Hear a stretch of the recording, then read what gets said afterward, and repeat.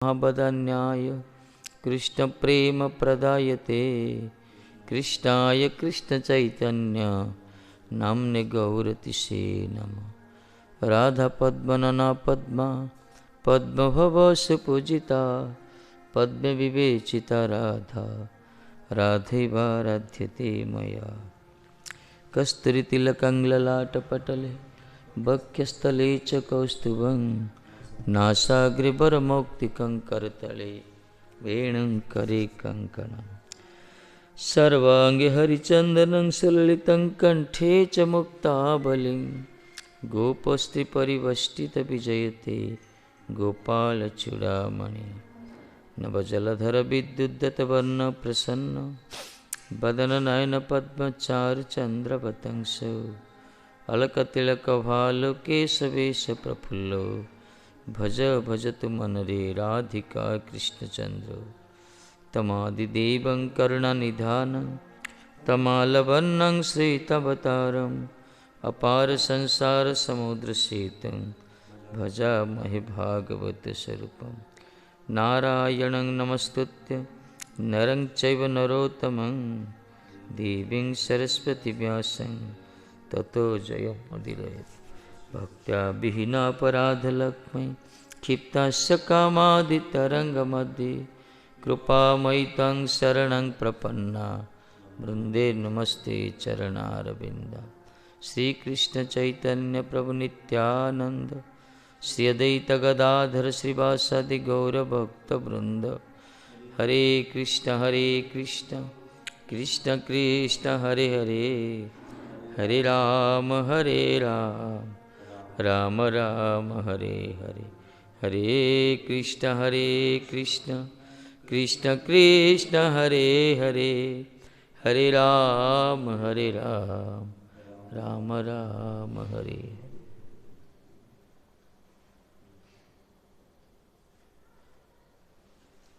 Shri Radhe. Sound नहीं गया रहा? साउंड नहीं।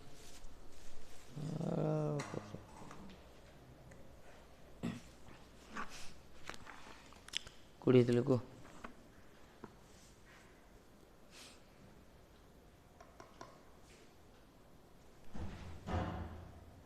श्री राधे।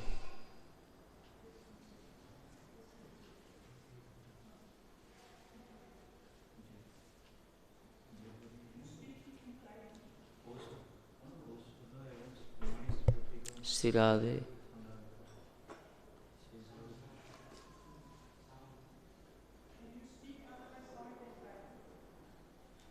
कुड़ी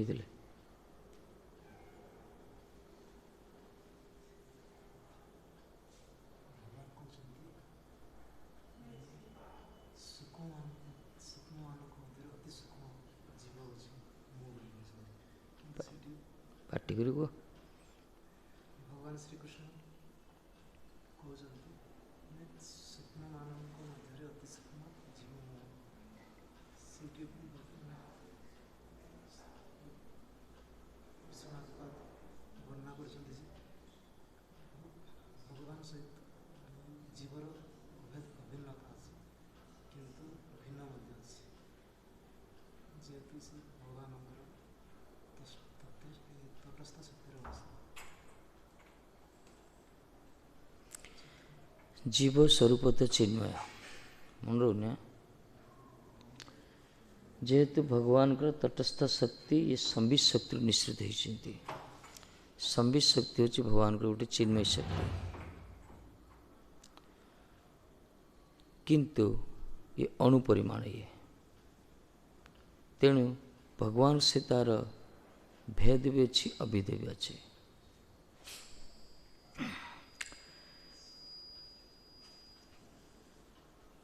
परिमाण परिणाम क्वांटिटी क्वालिटी भेद रे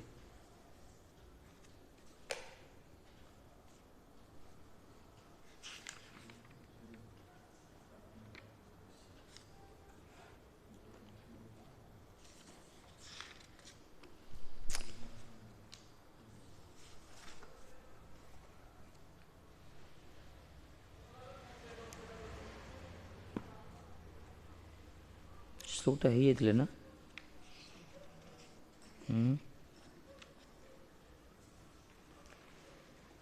ହେଇଥିଲେ ବୋଧେ ନା ସରି ନଥିଲେ ବୋଧେ 2 ଦିନ ଲାଗିଲା 3 ଦିନ ଲାଗିବ ଶୁଠୁ ପଢ଼ ନୃଷୋ ତବ ମାୟୟା ଭ୍ରମମୀଶ ଭଗତା ଭୃଶଂ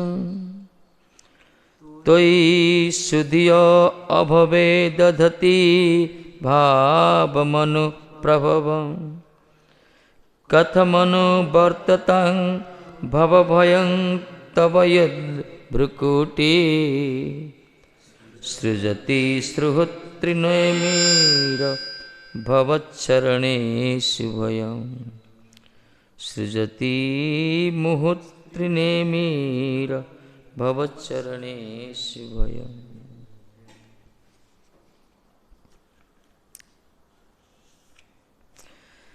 ये संसार भय सेमान पाई जो मैंने आपणकर भजन करना महाराज जो मन का चित्त अपन प्रति धावित होनी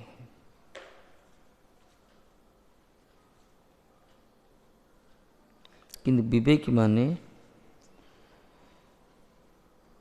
जो मन जानती ए रहस्य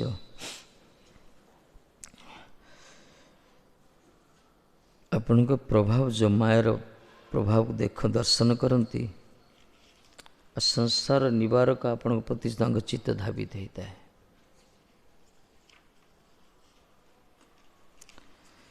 किंतु जो मैंने आपण प्रति शरणागत होना से माने पुनः पुनः जन्म मरण रूप भयर संचार होता है मन भीतर सृजन होता है तार तो भगवान के पाखे शरणागत जो मैंने होना से माने जन्म मृत्यु जरा व्याधि द्वारा ग्रसित होती भयभीत होती किंतु भगवान पाखे शरणागत जो होती भय ना से मृत्यु को हस्य से स्वीकार करेंगे परीक्षित मास्य स्वीकार कले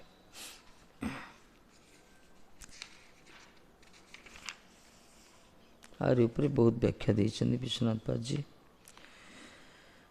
कहुला ये बड़ा इम्पोर्टेंट कथा कहुला 4 प्रकार कहुला कौन कौन बद्ध मुक्त सिद्ध पार्षद बद्ध मुक्त सिद्ध पार्षद पॉइंट जा मन रखार अच्छे ना शुणिले कौन तो आज प्रिपेयर है डेरी आसिल रोषे कर अरे अरे सन्या कमला जो डेरी आसिए जानी पड़ो सी पढ़ापढ़ी कर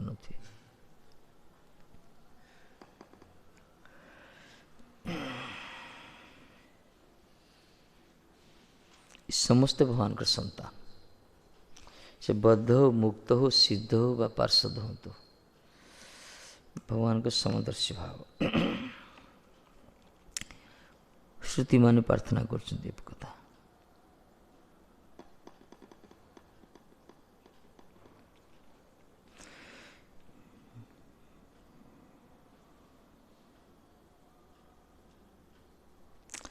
और कथा कहला नारद पंचरात्र कहुई जीवर लक्षण विषय रे भगवान को तटस्थ शक्ति संबित शक्ति निश्चित हो जिते बहिरंगा माया शक्ति द्वारा त्रिगुणमय माया शक्ति रंग रंजित हो जीव को आगला जीव स्वरूप तो चिन्मय कि जिते से बाह्य जगत भौतिक बहिरंगा मायार रंग रंजित हो जीव को आगला कि दूषित हो गला अवश्य से दूषित नुहे किंतु आरोप करा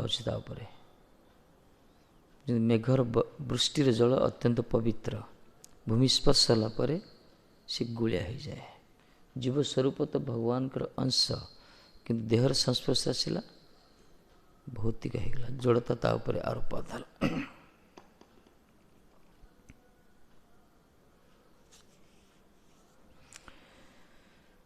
गोटे उदाहरण देता जेपरी क्षुद्र कणिका समूह चिदवस्तु जेपरी अग्निर क्षुद्र कणिका समूह उत्थित हुए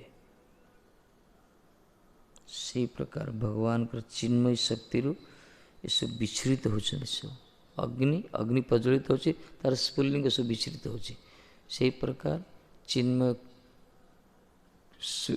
कृष्ण हो चिन्मय चित्कण जीव चिन्मय कृष्ण चिन्मय भास्कर भगवान चिन्मय चित सूर्य तार अणु कणिका सदृश जीव माने एमान अति निशक्ति को नुहति किंतु अल्प शक्ति संपन्न एथिपाई बहिरंगा माया द्वारा मान ग्रसित होती भगवान मायाधीश को आगला तथापि आपार एत शक्ति रही क्षुद्र हेले उपयुक्त परिवेशित रखा तार सुप्त चेतना जाग्रत हम जो से जाग्रत हो ब्रह्मांड भी तारण करदे सी छोटिया अग्निर कणिका भी जो ताको उपयुक्त वातावरण मिलो परिवेश मिलो सी भी ब्रह्मांड को राग करद पाउंस करद से प्रकार अत्यंत अति अणुपरमाणु सदृश चिन्मय शक्ति आम भर रही जदि ताको बहिरंगा तुलसी सूक्ष्म शरीर आवृत कर रखिंट तथा जदि भजन कीर्तन जदि करा प्रामाणिक सतों पाखे आश्रित ही सत्संग माध्यम से आत्मार खाद्य को जदि खोराक दिज्व अनुकूल परिवेश देखिए सी धीरे धीरे जाग्रत उठियो सी महापुरी तक कहले उठ कहले जीव जाग उठ थरे उठले सरला माया पराभूत हो कृष्ण तारे देन निज चित शक्तिर बल माया आकर्षण छाड़े होइया दुर्बल माया सूर्य आकर्षण छाड़ी पड़े दुर्बल हो भगवान तक चित शक्ति देवे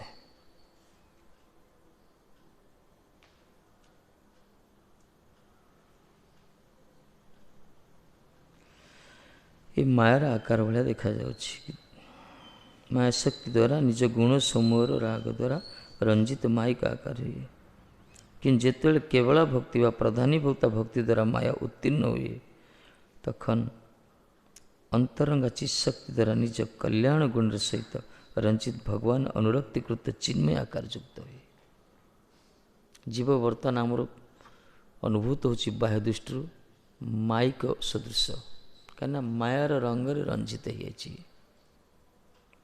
माया शक्ति द्वारा निज गुण समूह आसक्ति द्वारा रंजित है को माया आकार देखा बहिर्बद्ध जीव आम जदि कौन सी भजन कीर्तन करा जदि जिते केवल भक्ति जाजन करा भजन कीर्तन चाहिए पड़ी कि भक्ति जाजन करा ताहले मायर जन उत्तीर्ण हो मायर उत्तीर्ण हो भक्ति जाजन कले जय हो। अरे भाई स्वागतम ब्राजो महाराज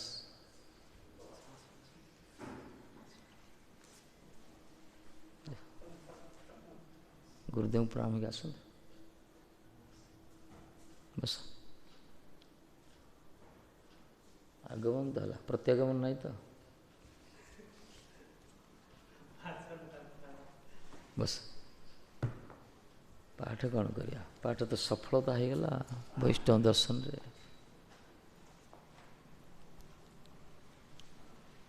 ये हूँ आमर भाई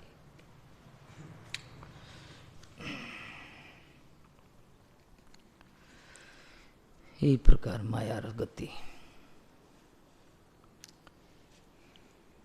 जदि आम चिन्मय शक्ति जीव किंतु मायर रंग रंजित हो ये बाहर को प्रतिमान होची माइक सदृश यदि सत्संग माध्यम जदि तार सुप्त चेतना को जागृत करा जीव उत्थित हो भक्ति द्वारा को कहगला अंतरंगा चिशक्ति द्वारा बा केवल भक्ति द्वारा यदि मायर उत्तीर्ण हो ताहले ता पाखर कौन देखा चिन्मय आकार युक्त हो महात्मा कहवा ताको संत कहवा वैष्णव कहवा मुक्त जीव कहवा कहीं जीव स्वरूप तो भगवान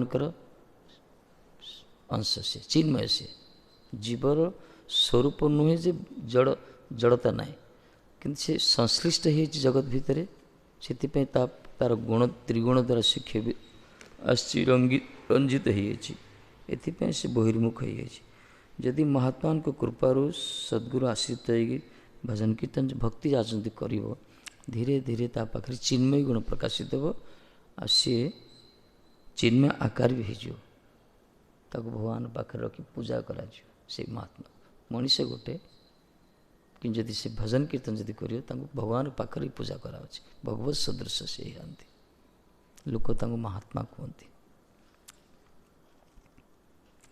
এই রূপ মায়া শক্তি চিৎশক্তির মধ্যস্থলে থাকে বলে তাকে তটস্থ এই নাম করা হয়েছে আমার তটস্থ না জীবর স্বরূপ হে কৃষ্ণ নিত্যদাস কৃষ্ণর তটস্থ শক্তির ভেদাভেদ প্রকাশ মহাপ্রভু कहले তটস্থ कहीं ना गोटे पटे माया शक्ति गोटे पटे चित शक्ति ये मझे छड़ा है आमको विवेक गोटे बुद्धि गोटे दे देते ये भगवान को दोष किसी नुहे आमको मझे रखा है बुद्धि भी दिखाई रास्ता दीटा दी छकी अच्छे आम निर्णय करा कौटी जावा आम पर निर्भर ना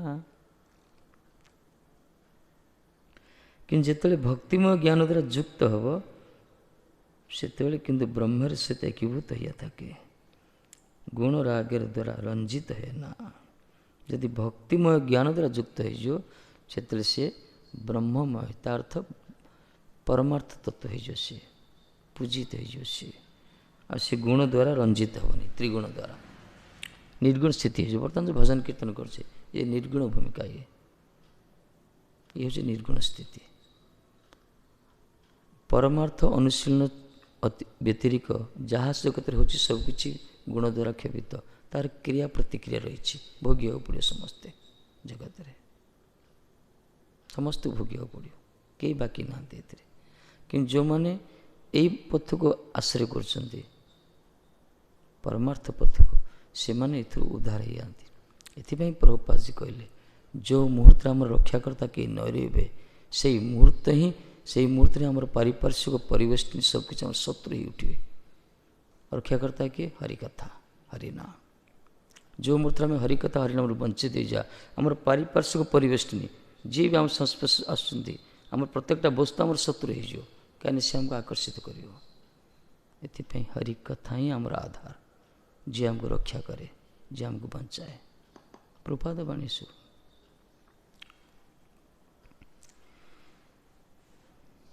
यही उपासक गणकर तत्व निरूपण कर जीवर गति की प्रकार उपासक माने अतएव राजकीय पुरुष व राजपुरुष यही आख्या लाभ करे तत्पदार्थ संबंधित तंग पदार्थ तत्पदार्थ तंग पदार्थ गोटे परमा गोटे जीव गोटे ईश्वर यही आर तत्व पदार्थ विषय जार ज्ञान अभाव से माने ही संसार दशा भोग करते से माने जन्म मृत्यु भय करते पूर्व कहुई जो माने जदि ताहले त्वंग पदार्थ तत्पदार्थ यादर ज्ञान अभाव संसार देश से मान कर नहीं से माने संसार नाश होने प्रश्न करते जो मानकर परमार्थ विषय ज्ञान नहीं जो मानकर संसार निवृत्ति है संसार प्रति देश आसेनी वितृष्ण आसेनी से मान तो संसार नष्ट होनी से ठाकुर जी कहते अरे जो मैंने मोर सेवार नियुक्त से मुहूर्त ही संसार नष्ट हो जाए तार उत्तर देले प्रभु पक्ष प्रश्न कले परमार्थ वस्तु प्रति जार धारणा ना ज्ञान ना भितर जीव भितर ईश्वर भितर कौन संबंध विषय जार ज्ञान ना संसार प्रति पूरा आसक्ति अच्छी सी केमती प्राप्त हो तार संसार तो नष्ट होनी से ना ना से ज्ञान अभाव हो संसार प्रति अनुराग युक्त होता हो जदि मोर भजन से लगी रही सेवार नियुक्त अच्छी ताहले भगवान के वाणी यहाँ जी थरे मात्र मत कह हे गोविंद मु तमरी बास भगवान ताको कौन करती सर्वदा अभयं तस्मै ददामि एतद् व्रतं मम यहाँ मोर व्रत बोल कहले मुझे सब अभय प्रदान करे सकृदेव प्रपन्नम यस्तावस्मिति च जाचते थरे मात्र जे प्रपन्न हो थरे जे शरणागत हो भगवान पाखे अंतर सहित जे कह प्रभु मुहि तमर वास मु तमर मो संसार नहीं भगवान तक बार बार अभय ददामि तस्मै सर्वदा अभय प्रदान करिए ये वाणी यहाँ एत व्रत कहले मोरी व्रत ତେଣୁ ଯେଉଁମାନେ ଭଗବାନଙ୍କ ସେବାରେ ଭଜନରେ ଲାଗି ରହୁଛନ୍ତି ଭଗବାନ ତାଙ୍କୁ ରକ୍ଷା କରୁଛନ୍ତି, କରିବେ ମଧ୍ୟ, ନହେଲେ ତାଙ୍କୁ ଭଗବାନ କୁହାଯିବନି। ଏଥିପାଇଁ ତ ଯମୁନାଚାର୍ଯ୍ୟ କହିଲେ ନା, ହେ ପ୍ରଭୁ ଆପଣ ଯଦି ପତିତ ପାବନ ନାଁ ଧରିଛ ତାହେଲେ ପ୍ରଥମେ ମୋ ଭଳିଆ ପତିତକୁ ଉଦ୍ଧାର କରେ, ତାପରେ ନୋଟିସ୍ ଲଗେଇବ, ବିଜ୍ଞାପନ ମାରିବ ଆପଣ ପତିତ ପାବନ ବୋଲି। ମୁଁ ପ୍ରଥମ ଜଗତରେ ସବୁଠୁ ପତିତ ହେଉଛି ମୁଁ। ନ ଧର୍ମନିଷ୍ଠସ୍ମିନ ଚାତ୍ମବେଦୀ ନ ଭକ୍ତି ମାଙ୍ଗ ଚରଣାରବିନ୍ଦେ ଅକିଞ୍ଚନ ଗତି ଶରଣ୍ୟ ତତ୍ପାଦ ମୂଳଂ ଶରଣ ପ୍ରପନ୍ନ। କେତେ କଥା କହିଛନ୍ତି। ମୋର ଭକ୍ତି ନାହିଁ, ନିଷ୍ଠା ନାହିଁ, ଜ୍ଞାନ ନାହିଁ, କିଛି ନାହିଁ। ଆପଣ ମୋ ଭଳିଆ ପତିତକୁ ଉଦ୍ଧାର କରନ୍ତୁ, ତାହେଲେ ମୁଁ ଜାଣିବି ଆପଣ ପତିତ ପାବନ, ପତିତମାନଙ୍କୁ ପବିତ୍ର କରନ୍ତି। ଖାଲି ନାଁଟା ଉଡ଼େଇଲେ ହେବ? ଅଭିମାନରେ କହିଛନ୍ତି ଭକ୍ତମାନେ। ଭଗବାନଙ୍କ ବାଣୀ, ସେ ତାଙ୍କ କଥା ସେ ରକ୍ଷା ନ କରିପାରିବେ। ତାଙ୍କ ବ୍ରତ ଏଇଟା। ସୂର୍ଯ୍ୟ ସଦୃଶ ଭଗବାନଙ୍କର ଚତୁର୍ଦିକେ ଛଡ଼ାଇଆ ପଡ଼ା ଜ୍ୟୋତିପୁଞ୍ଜ ସଦୃଶ ବ୍ରହ୍ମ। ସୂର୍ଯ୍ୟ ଯେମିତି ଚତୁର୍ଦିଗରୁ ବିଚ୍ଛୁରିତ ହେଉଛି ନା କିରଣ ଦ୍ୱାରା, ଏ ବ୍ରହ୍ମ ସେ ପ୍ରକାର। ସର୍ବଦଂ ଖଲିଦଂ ବ୍ରହ୍ମ ଯେ କୁହାଗଲା, ସର୍ବତ୍ର ସେ ସର୍ବବ୍ୟାପକ ସ୍ଥିତିରେ ଅଛନ୍ତି। ସମସ୍ତ ଭିତରେ ତାଙ୍କର ଅଂଶ ରହିଛି ଯ ନା କ'ଣ? ଯେମିତି ଆକାଶ ପୂର୍ବରୁ କୁହାଯାଇଥିଲା, ଆକାଶ ବ୍ୟାପ୍ତ କିନ୍ତୁ ଆକାଶ ନିର୍ଲିପ୍ତ ନା କ'ଣ? ଆକାଶ ଚତୁର୍ଦିଗରେ ପୁରା ରହିଛି ଚାରିପଟେ, କିନ୍ତୁ କେଉଁଥିରେ ଲିପ୍ତ ନୁହେଁ ସେ। ସେମିତି ଭଗବାନ ସର୍ବତ୍ର ବ୍ୟାପ୍ତ କିନ୍ତୁ ସମ୍ପର୍କ ନାହିଁ କାହା ସହିତ ତାର। ଯିଏ ତାଙ୍କ ସହିତ ସମ୍ପର୍କ ରଖିବ ତାକୁ ସେ ଚାହିଁବେ। ଏଇଟା ଭଗବାନ ଗୋଟେ ବିଚିତ୍ର କଣ୍ଡିସନ ଗୋଟେ ନା କ'ଣ? ମାମ୍ ଏବ ଯେ ପ୍ରପଦ୍ୟନ୍ତେ, ଯିଏ ମୋ ପାଖରେ ଶରଣାଗତ ହେବ ମୁଁ ତାକୁ ହିଁ ଉଦ୍ଧାର କରିବି। ଇଏ ହେଉଛି ତାଙ୍କର ସର୍ତ୍ତ, ଏଇଟା ତାଙ୍କ ମାର୍ଗ ଏଇଟା। ସମସ୍ତଙ୍କ ଭିତରେ ସେ ଅଛନ୍ତି, ସମସ୍ତେ ତାଙ୍କରି ସନ୍ତାନ, ସମସ୍ତଙ୍କର ମଙ୍ଗଳ ସେ ଚାହୁଁଛନ୍ତି। ଇଏ ତ ସାର୍ବକାଳିକ ସିଦ୍ଧାନ୍ତ। କିନ୍ତୁ ଯେଉଁମାନେ ତାଙ୍କରି ସହିତ ଯୁକ୍ତ ହେଉଛନ୍ତି ଶରୀର ମନ ବାଣୀ ଦ୍ୱାରା, ଭଗବାନ ତାଙ୍କୁ ଟିକେ ଚାହାନ୍ତି, ତାର ଚିନ୍ତା କରନ୍ତି। ନହେଲେ ତ କର୍ମର ବିଧାନ କରିଦେଇଛନ୍ତି, ସମସ୍ତେ ତ ଭୋଗିବା ଏଠି, ସବୁ କର୍ମ ଫଳ ଭୋଗମାନ ସିଷ୍ଟମ କରାହେଇଛି ନା। ଏଥିପାଇଁ ନରସିଂହ ପୁରାଣରେ କୁହାଯାଇଛି, ସର୍ବକାରଣ ଯେ ଏକ ଜ୍ୟୋତି ତାହାକି ବ୍ରହ୍ମ ନାମେ ବଲା ହୁଏ। ନରସିଂହ ପୁରାଣରେ କହିଛନ୍ତି, ନାରସିଂହ ପୁରାଣରେ ସର୍ବକାରଣ ଯେ ଏକ ଜ୍ୟୋତି ତାହାକି ବ୍ରହ୍ମ କୁହାଗଲା। ସର୍ବକାରଣ ଯେ ଜ୍ୟୋତି, ଜ୍ୟୋତିଟା ହେଉଛି କ'ଣ? ଭଗବାନଙ୍କର ଅଙ୍ଗ, ଅଙ୍ଗ ଜ୍ୟୋତି କୁହାଗଲା। ଯସ୍ୟ ପ୍ରଭା ପ୍ରଭବତ ଜଗଦଣ୍ଡ କୋଟି କୋଟି ଶେଷ ବସୁଧାତି ବିଭୂତି ଭିନ୍ନ ତଦ୍ ବ୍ରହ୍ମ ନିଷ୍କଲ ମାନନ୍ତ। କହିଲା ନା ବ୍ରହ୍ମ ସଂହିତାରେ, ତଦ୍ ବ୍ରହ୍ମ, ତାକୁ ବ୍ରହ୍ମ କୁହାଗଲା। ମୂଳ ପୁରୁଷ ଶ୍ରୀକୃଷ୍ଣଙ୍କର ଅଙ୍ଗ ପ୍ରଭା ହେଉଛି ବ୍ରହ୍ମ। ସେ ସର୍ବବ୍ୟାପକ ଉପରେ ଅଛି ସର୍ବତ୍ର। ନରସିଂହ ପୁରାଣରେ କୁହାଗଲା, ତାକୁ ବ୍ରହ୍ମ କୁହାଯାଉଛି। ହରିବଂଶରେ କୁହାଯାଇଛି, ହେ ଅର୍ଜୁନ, ତାହା ଆମର ଏଇ ଘନ ତେଜ ଜାଣିତେ ପାର। ଏଇ ଯେଉଁ ବ୍ରହ୍ମ ଜଗତରେ ବିଚ୍ଛୁରିତ ନା, ମାନେ ସର୍ବତ୍ର, ଏ ମୋରି ଘନ ତେଜ, ମୋରି ତେଜ ବୋଲି ହରିବଂଶରେ କହିଛନ୍ତି। ସବୁ ପୁରାଣ ଉଠେଇଛନ୍ତି। ଯେଉଁ ବ୍ରହ୍ମବାଦୀ ମାନେ ମାନୁନାହାନ୍ତି ନା, ବ୍ରହ୍ମବାଦୀ ମାନେ ବ୍ରହ୍ମକୁ ସର୍ବଶ୍ରେଷ୍ଠ ମନେ କରୁଛନ୍ତି। କିନ୍ତୁ ସେ ଯେ ଗୋଟେ ଅନ୍ୟ ପୁରୁଷଙ୍କର ଗୋଟେ ଅଙ୍ଗ ପ୍ରଭା, ପୁରୁଷଙ୍କର ଗୋଟେ ଶକ୍ତି, ଶକ୍ତିମାନଙ୍କର, এই କଥା ସେଥିପାଇଁ ସିଦ୍ଧାନ୍ତ ଉଠୁଛନ୍ତି ଆମର ଏଠି। ହରିବଂଶରେ କହିଲେ, ହେ ଅର୍ଜୁନ, ତାହା ମୋର ହିଁ ଘନ ତେଜ, ତାହାର ଅନ୍ତର ମଣ୍ଡଳ ସଦୃଶ ପରମାତ୍ମା। ତାହାର ଅନ୍ତର ମଣ୍ଡଳ ସଦୃଶ ପରମାତ୍ମା, ରଥ ସାରଥୀ ଆଦି ପରିକରଗଣ ବିଶିଷ୍ଟ ମୁଖ ନୟନ ହସ୍ତପଦ ଆଦି ସୁନ୍ଦର ସୂର୍ଯ୍ୟ ସଦୃଶ ପରିକରଗଣଙ୍କ ସହିତ ଶ୍ରୀ ଭଗବାନଙ୍କ ସ୍ୱରୂପ ବର୍ଣ୍ଣନା କରାଯାଇଛନ୍ତି ଏଠି। ଅନ୍ତର ମଣ୍ଡଳ ସଦୃଶ ପରମାତ୍ମା, ପରମାତ୍ମା କେମିତି? ସୂର୍ଯ୍ୟ, ଭଗବାନ ହେଲେ ସୂର୍ଯ୍ୟ। ପୂର୍ବରୁ କୁହାଗଲା, ବ୍ରହ୍ମେତି ପରମାତ୍ମେତି ଭଗବାନ ଶବ୍ଦତେ। ଭଗବାନ ହେଲେ ସୂର୍ଯ୍ୟ, ପରମାତ୍ମା ହେଲେ ସୂର୍ଯ୍ୟମଣ୍ଡଳ, ବ୍ରହ୍ମ ହେଉଛନ୍ତି ସୂର୍ଯ୍ୟ କିରଣ। ସବିଶେଷ ବିଗ୍ରହ ଇଏ ହେଉଛନ୍ତି ସୂର୍ଯ୍ୟ ସଦୃଶ। ତାଙ୍କର ଯେଉଁ ମଣ୍ଡଳ ସେଇଟା ହେଲା ପରମାତ୍ମା, ଆଉ ତାଙ୍କର କିରଣଟା ହେଲା ବ୍ରହ୍ମ। ସେ କଥା କହୁଛନ୍ତି, ଆପଣ ଅନ୍ତରମଣ୍ଡଳ ହେଲା ପରମାତ୍ମା, ରଥ ସାରଥୀ ଆଦି ପରିକରଗଣ ବିଶିଷ୍ଟ ମୁଖ ନୟନ ହସ୍ତ ପଦ ଆଦି ପୁରୁଷ ସୁନ୍ଦର ସୂର୍ଯ୍ୟ ଶେଷ ପରିକରଗଣଙ୍କ ସହିତ ଆପଣ ଶ୍ରୀ ଭଗବାନ। ତାର୍ଥ ଆପଣଙ୍କର ସ୍ୱରୂପ ଗୋଟେ ଅଛି, ଚକ୍ଷୁ ଅଛି, କର୍ଣ୍ଣ ଅଛି, ସବୁ ସ୍ୱରୂପ ଅଛି। ଆପଣ ରଥ ଅଛି, ସାରଥୀ ଅଛନ୍ତି, ପରିକରମାନ ଅଛନ୍ତି, ପାର୍ଶ୍ୱଦମାନ ଅଛନ୍ତି। ତା ଅର୍ଥ ଏଠି ଖଣ୍ଡନ କରୁଛନ୍ତି ନିର୍ବିଶେଷବାଦୀମାନଙ୍କର ମତକୁ। ଭଗବାନ ଜଣେ ସ୍ୱରୂପରେ ଅଛନ୍ତି। ହରିବଂଶରେ କୁହାଯାଇଛି, ନରସିଂହ ପୁରାଣରେ କୁହାଯାଇଛି। ପ୍ରମାଣ ନା, ଶାସ୍ତ୍ର ପ୍ରମାଣ ବୋଲି କିଏ କହିଲେ ମାନିବେନି ନା କି? ଏଥିପାଇଁ ପ୍ରମାଣ ସଂଗୃହୀତ କରିଛନ୍ତି। ଆମ ଗୋସାଇଁମାନେ ଏତେ ଚତୁର, ପ୍ରାୟ ପୁରାଣରୁ ସବୁ ନେଇ ରଖିଛନ୍ତି, ସ୍ଥାପନା କରିଛନ୍ତି। କାହିଁକିନା ପରବର୍ତ୍ତୀ ପିଢ଼ି କିଏ ଖଣ୍ଡନ କରିଦେଇପାରେ, ପ୍ରମାଣ କରିଛନ୍ତି।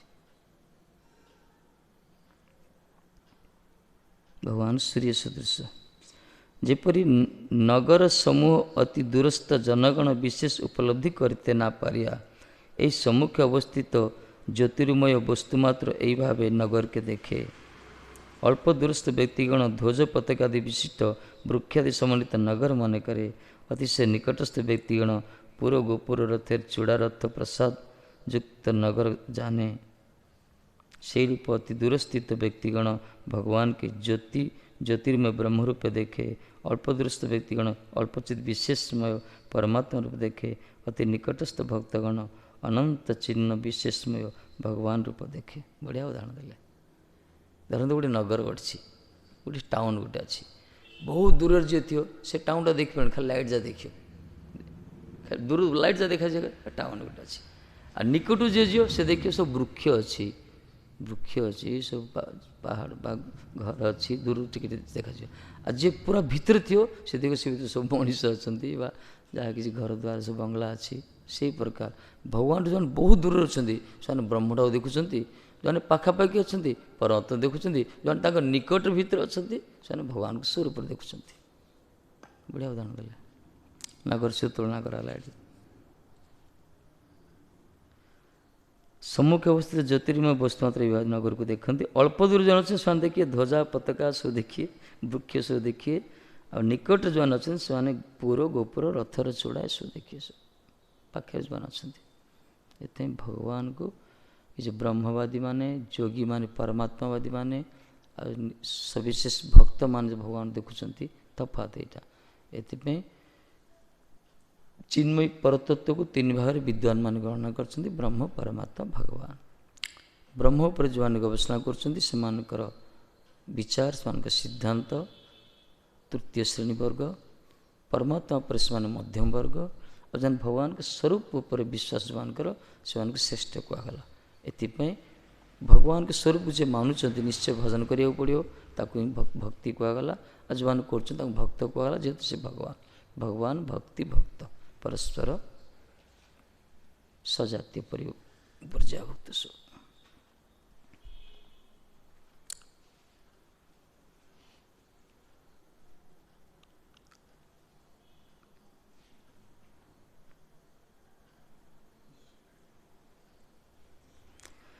ତା ସହିତ ଭିତରେ ପ୍ରବିଷ୍ଟ ଭକ୍ତଗଣ ଅପାର ମାଧୁର୍ଯ୍ୟ ଅନୁଭବକାରୀଗଣ କୃଷ୍ଣ ଏହି ରୂପ କୁହନ୍ତି। ଭିତରେ ପ୍ରବିଷ୍ଟ ଭକ୍ତମାନେ ଯେଉଁମାନେ ଭିତରେ ପ୍ରବେଶ କରୁଛନ୍ତି, ଅପାର ମାଧୁର୍ଯ୍ୟ ଅନୁଭବକାରୀଗଣ କୃଷ୍ଣ ଏହି ରୂପ ବୋଲନ୍ତି। ଭଗବାନ ତ ମାନୁଛନ୍ତି କିନ୍ତୁ ତାରି ପୁରା ଅନ୍ଦର ମହଲ ଯେଉଁମାନେ ପ୍ରବେଶ କରୁଛନ୍ତି ସେମାନେ କହୁଛନ୍ତି ଭଗବାନଟା କୃଷ୍ଣ, ମାଧୁର୍ଯ୍ୟ ରସ ବିଗ୍ରହ। ପ୍ରାୟତଃ ଲୋକ ଅଛନ୍ତି ମାନୁନାହାନ୍ତି, କେତେ ଲୋକ ଅଛନ୍ତି ଭଗବାନ ଗୋଟେ ସ୍ୱରୂପ ଅଛି। କିନ୍ତୁ ଯେଉଁମାନେ ଭଗବାନଙ୍କ ସ୍ୱରୂପ ବିଷୟରେ ବିଶ୍ୱାସ କରୁଛନ୍ତି ସେମାନଙ୍କ ଭିତରେ ଯେଉଁମାନେ ଅତ୍ୟନ୍ତ ନିକଟତର ଅଛନ୍ତି ସେମାନେ ଜାଣୁଛନ୍ତି ସେ ଭଗବାନ ହେଉଛନ୍ତି କୃଷ୍ଣ, ମାଧୁର୍ଯ୍ୟ ରସ ବିଗ୍ରହ ଯିଏ।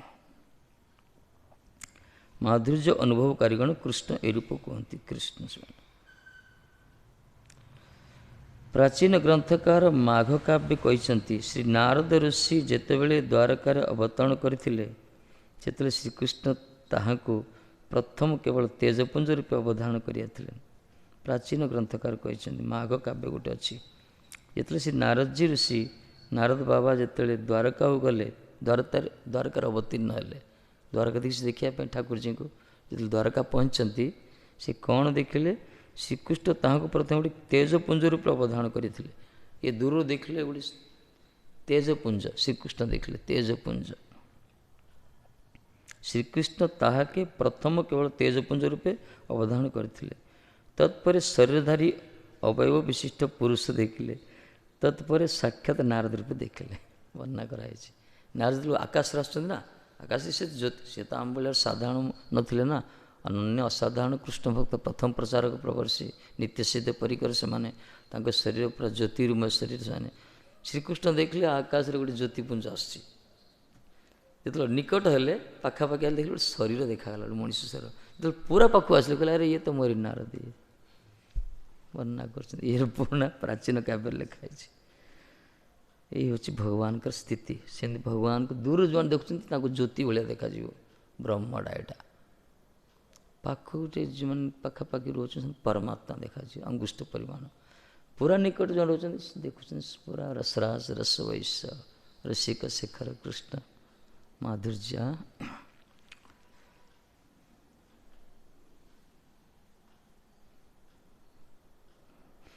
ବିଚାର ଅନୁସାରେ ଠାକୁର ପ୍ରକଟ ହୁଅନ୍ତି, ନିଜର ସାଧନ ନିଜର ଚିନ୍ତନ ଅନୁସାରେ।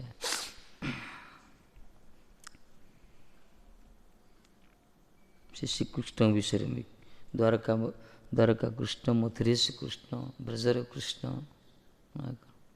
ବ୍ରଜର କୃଷ୍ଣର ଭିତରେ ବି କେତେ ପ୍ରକାର ରସ ଅଛି, ଦାସ୍ୟ ସଖ୍ୟ ବାତ୍ସଲ୍ୟ ମାଧୁର୍ଯ୍ୟ।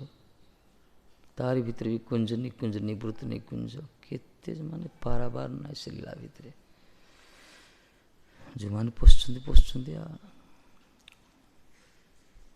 କ'ଣ ଭାଇ ଟିକେ ଆଶୀର୍ବାଦ କରୁନ, ଟିକେ କଥା ଟିକେ କୁହ। ନିବୃତ୍ତ ନିକୁଞ୍ଜ ଲୀଳାରେ ପ୍ରବେଶ କରିବା ମହାତ୍ମା, ଇଏ ସାଧାରଣ ଭାବିବନି।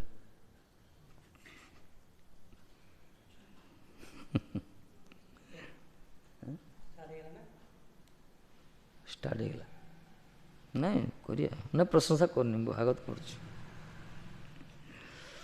ଭାଇ। ବହୁତ ଦିନରେ ମିଳିଛି ଭଗବାନ। ଯଦି ପ୍ରଥମେ ବହୁତ କେମିତି ହୁଏ ଅବସ୍ଥା ଯେ ସାଧକମାନେ ଯଦି ଭଗବାନ ଦର୍ଶନ ଦେଇଦିଅନ୍ତି, ସେମାନେ ତ ପୁରା ମୂର୍ଚ୍ଛିତ ହେଇଯାନ୍ତି ପ୍ରଥମେ, ତାପରେ ଆରମ୍ଭ କରନ୍ତି ବିଳିବିଳାନ୍ତି, ସେମାନେ ପୁରା ସ୍ତୁତି କରନ୍ତି ଅନର୍ଗଳ। ସେମିତି ଭଗବାନଙ୍କୁ ଦର୍ଶନ ଅପେକ୍ଷା ତତ୍ରାପି ଦୁର୍ଲଭ ମାନେ ବୈକୁଣ୍ଠ ପ୍ରିୟ ଦର୍ଶନ। ଭଗବାନ ଦର୍ଶନ ତ ସୁଲଭ ହେଇଯାଇପାରେ ଭାଇ, କିନ୍ତୁ ବୈକୁଣ୍ଠର ପ୍ରିୟ ଦର୍ଶନଟା ବଡ଼ ଦୁର୍ଲଭ ଆମମାନଙ୍କ ପାଇଁ। ଓ ଭାଗ୍ୟ ଆଜି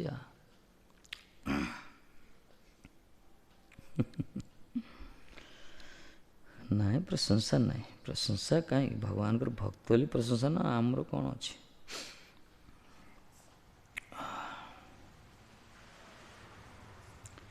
ନାରଦ ଏ ପ୍ରକାର ଭଗବାନ ଦେଖିଲେ, କହିଲେ ଆରେ କ୍ରମେ କ୍ରମେ ସେ ନାରଦ ଏଇ ରୂପ ହିଁ ଅବଧାରଣ କରିଥିଲେ। ନିଜ ମତ ବୈଷ୍ଣବଗଣ କେହି କେହି ଜାଣିତେ ଇଚ୍ଛା କରେନ୍, କେହିକ ଅପେକ୍ଷା କରେନ୍ ନା। ନିଜ ମତ ବୈଷ୍ଣବଗଣ କେହି କେହି ଜାଣିକି ଇଚ୍ଛା କରନ୍ତି, ଜାଣିବାକୁ ଇଚ୍ଛା କରନ୍ତି, କେହି କେହି ଅପେକ୍ଷା କରନ୍ତିନି। କେହି ଅପେକ୍ଷା କରନ୍ତିନି, ଜାଣିବା ପାଇଁ ସବୁ ଇଚ୍ଛା କରନ୍ତି।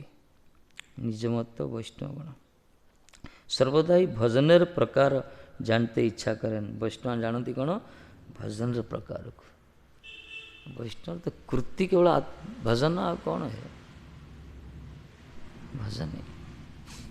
ସେମିତି ଭଜନର ପ୍ରକାରକୁ ସେମାନେ ଜାଣିବା ପାଇଁ ସବୁବେଳେ ଇଚ୍ଛା କରନ୍ତି। ସର୍ବଦା ହିଁ ଭଜନର ପ୍ରକାର ଜାଣିବାକୁ ଇଚ୍ଛା କରନ୍ତି।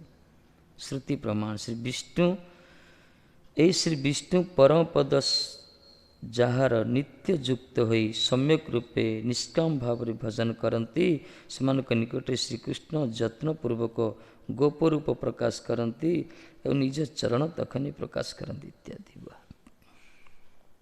ଏହି ପରତତ୍ଵ ଭଗବାନଙ୍କୁ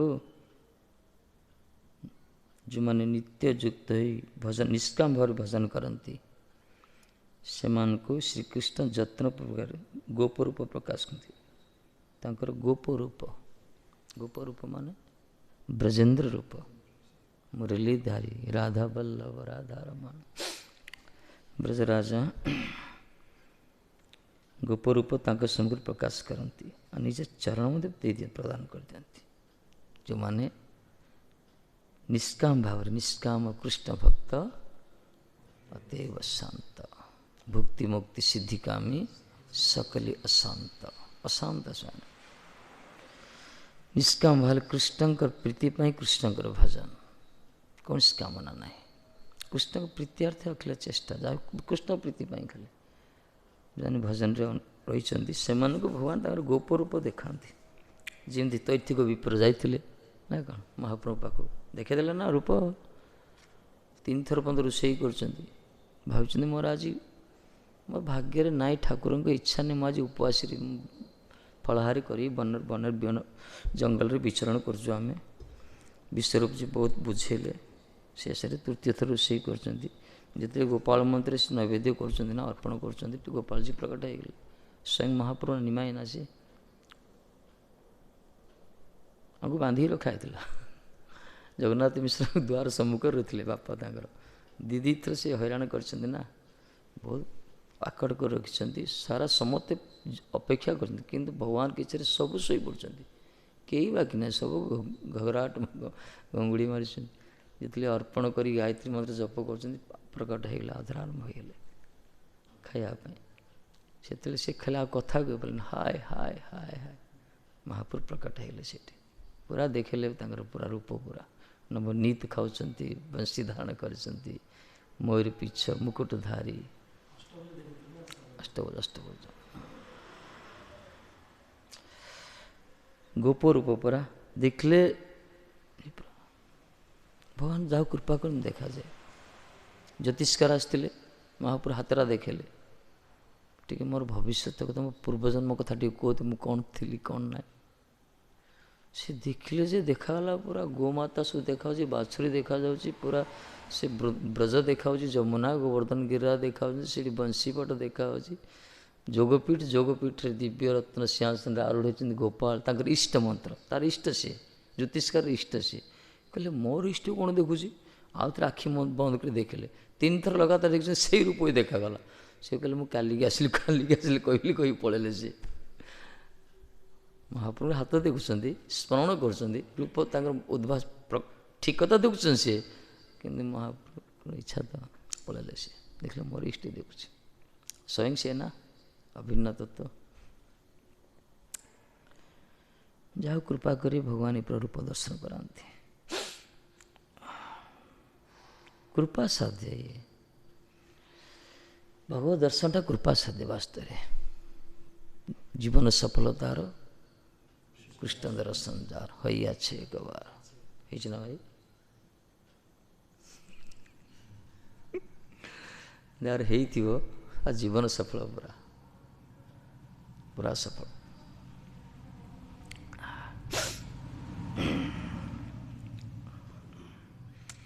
ଯେଉଁମାନଙ୍କର ହେଇଥିବ ତାଙ୍କୁ ଯେଉଁମାନେ ଦର୍ଶନ କରେ ତାଙ୍କୁ ଆହୁରି ସଫଳ। ଭଗବତ ଦର୍ଶନ ତ ବହୁତ ଇଏ, କିନ୍ତୁ ଭଗବତ ଦର୍ଶନ କରିଥିବା ମହାତ୍ମା ଯଦି ଆମେ ଦର୍ଶନ କରିଦେବା, ତାହେଲେ ଆମର ବଡ଼ ସୌଭାଗ୍ୟ। ସେଇଟା ଦୁର୍ଲଭ, ଏଇଟା ପ୍ରାପ୍ତ ଭଗବତ ଇଚ୍ଛାରେ ହେଇଥାଏ। ଲୋକ ବ୍ରଜକୁ ଯାଉଛନ୍ତି, ଖାଲି ଦେଖୁଛନ୍ତି, କ'ଣ ଦେଖୁଛନ୍ତି? ମାଙ୍କଡ଼ ଦେଖୁଛନ୍ତି, ଘୁଷୁରୀ ଦେଖୁଛନ୍ତି, ତାଙ୍କ ଯମୁନାର କଳା ପାଣି ଦେଖି ଦେଇ ପଳାଉଛନ୍ତି, ମନ୍ଦିର ଯା ଭଙ୍ଗା ମନ୍ଦିର ଗୋଟେ ଦେଖି ଦେଇ ପଳାଉଛନ୍ତି, ମଦନ ମୋହନର ଚୂଡ଼ାଟାକୁ, ଆଉ ସବୁ ଦେଖି ସବୁ ଗୁପଚୁପ ଫୁଚୁପ ଘୋବାଲା ଦେଖୁଛନ୍ତି। କିନ୍ତୁ ରସିକ ଭାବୁକ ସନ୍ତ ପାଖକୁ କେଜଣ ଯାଉଛନ୍ତି? କେଜଣ ଯାଉଛନ୍ତି କହୁନ? କେହି ଯାଉନାହାନ୍ତି। ସେ ଆଦୁ ଲୁଚି ଛପିଥିବେ, ଭିତରେ ବସିଥିବେ। କେତେ ତ ବୋର୍ଡ଼ ମାରୁଛନ୍ତି, ମୌନ ବ୍ରତ ଚାଲିଛି। କେତେ ମହାତ୍ମା ରଖିଥିବେ ବୋର୍ଡ଼ ମାନେ ମୌନ ବ୍ରତ, ଦର୍ଶନ ନାହିଁ। ଅପେକ୍ଷା କରିବାକୁ ପଡ଼ିବ, ଖୋଜିବାକୁ ପଡ଼ିବ।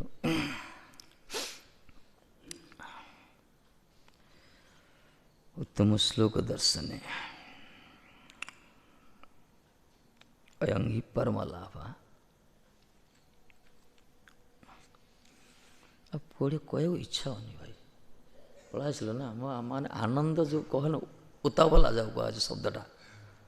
ଯମୁନାରେ ପାଣି ଆସିଲେ ପୁରା ପ୍ରଗଳ୍ଭ ହୁଏ ନା, ସେ ପୁରା ଉତାବଲା ଆସିଗଲା ଆନନ୍ଦର।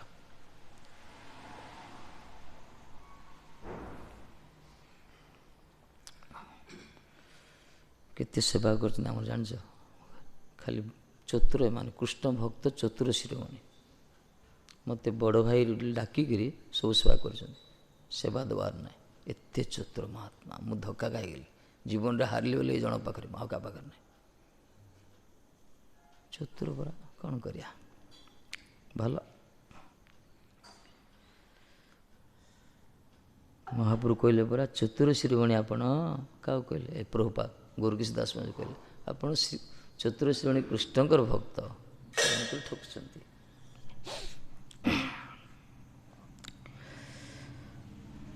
विजित हृषिक वायुभिरदान्त मनस्तरगं जययतन्ति यस्तिमतिलोलमुपायत्य व्यसनसतानितः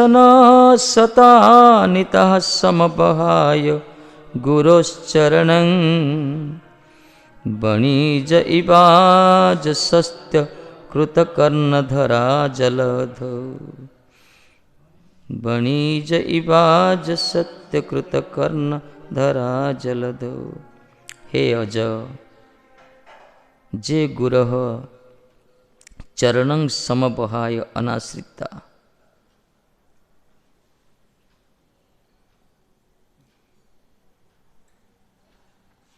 अतिलोलम अतिश्चंचलं विजित हृषिक वायुभिः विजितानि हृषिकानि इंद्रियाणि वायुश्च प्राण यस्तैराणि यस्तैरपि अद्यन्त मनस्तरगम अद्यन्त अदमितं मन एव तुरगः तं यस्तु यतन्ति नियन्तं प्रयतस्ते उपाय खिद उपायेषु खिद्यते क्लिश्यन्त्युपाय खिदः व्यसनसतानितः बहुवासनाकुलाश्च सन्तः जलधौ समुद्रे अकृतवर्णधरः अशीकृतनाविकः वणिज इव यह संसार समुद्रे सन्ति तिष्ठन्ति दुःखमेव प्राप्नुवन्ति अर्थ।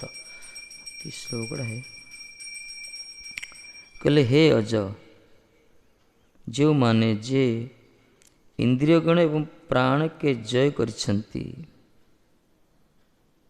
जो माने इंद्रिय को जय करछन्ति विजितान्या इंद्रियाणि सेमानक पक्षरे जार दमन संभवपर नुहे से मनरूप तुरंग को जो माने गुरु चरणाश्रय व्यतीत संयत करते चेष्टा करती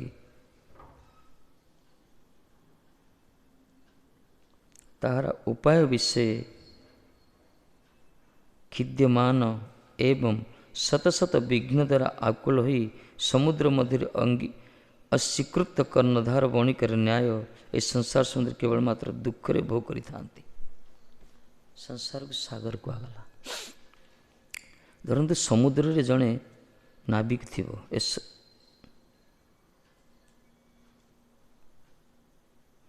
अस्वीकृत कर्णधार वणिकर न्याय कर्णधार मान नाविक जो परफेक्ट ही नथिबे से बणिक जो प्रकार समुद्र जलपथ जो प्रकार विभिन्न प्रकार शत शत बार विघ्न द्वारा आकुलित होता है इस संसार समुद्र सेमती दुख रे भोग करते को माने जो माने इंद्रिय को जय करछन्ति इंद्रियगण एवं प्राण को जय करछन्ति सेमानकर पक्षर मध्य जहाँ को दमन करिया संभवपर नुहे से मनरूप तुरंग को जो माने गुरु चरण से व्यतीत संयत कर चेष्टा करती जहाँ को दमन करियाटा एते सहज नुहे से मनटा एते सहज नुहे से मन को जो माने चेष्टा करछन्ति गुरु कृपा व्यतीत गुरु चरणाश्रित छड़ा सद्गुरुंकर अहेतुक अनुकंपा आश्रित छड़ा जो माने दुर्बार मन को संयत करने चेष्टा करछन्ति से माने कि प्रकार बणिक जो प्रकार समुद्र जल यात्रा करे किंतु नाविकटा थिबो परफेक्ट नथिबो से जो पर शत शत बाधा विघ्न सम्मुखीन होता है से प्रकार यही अनाश्रित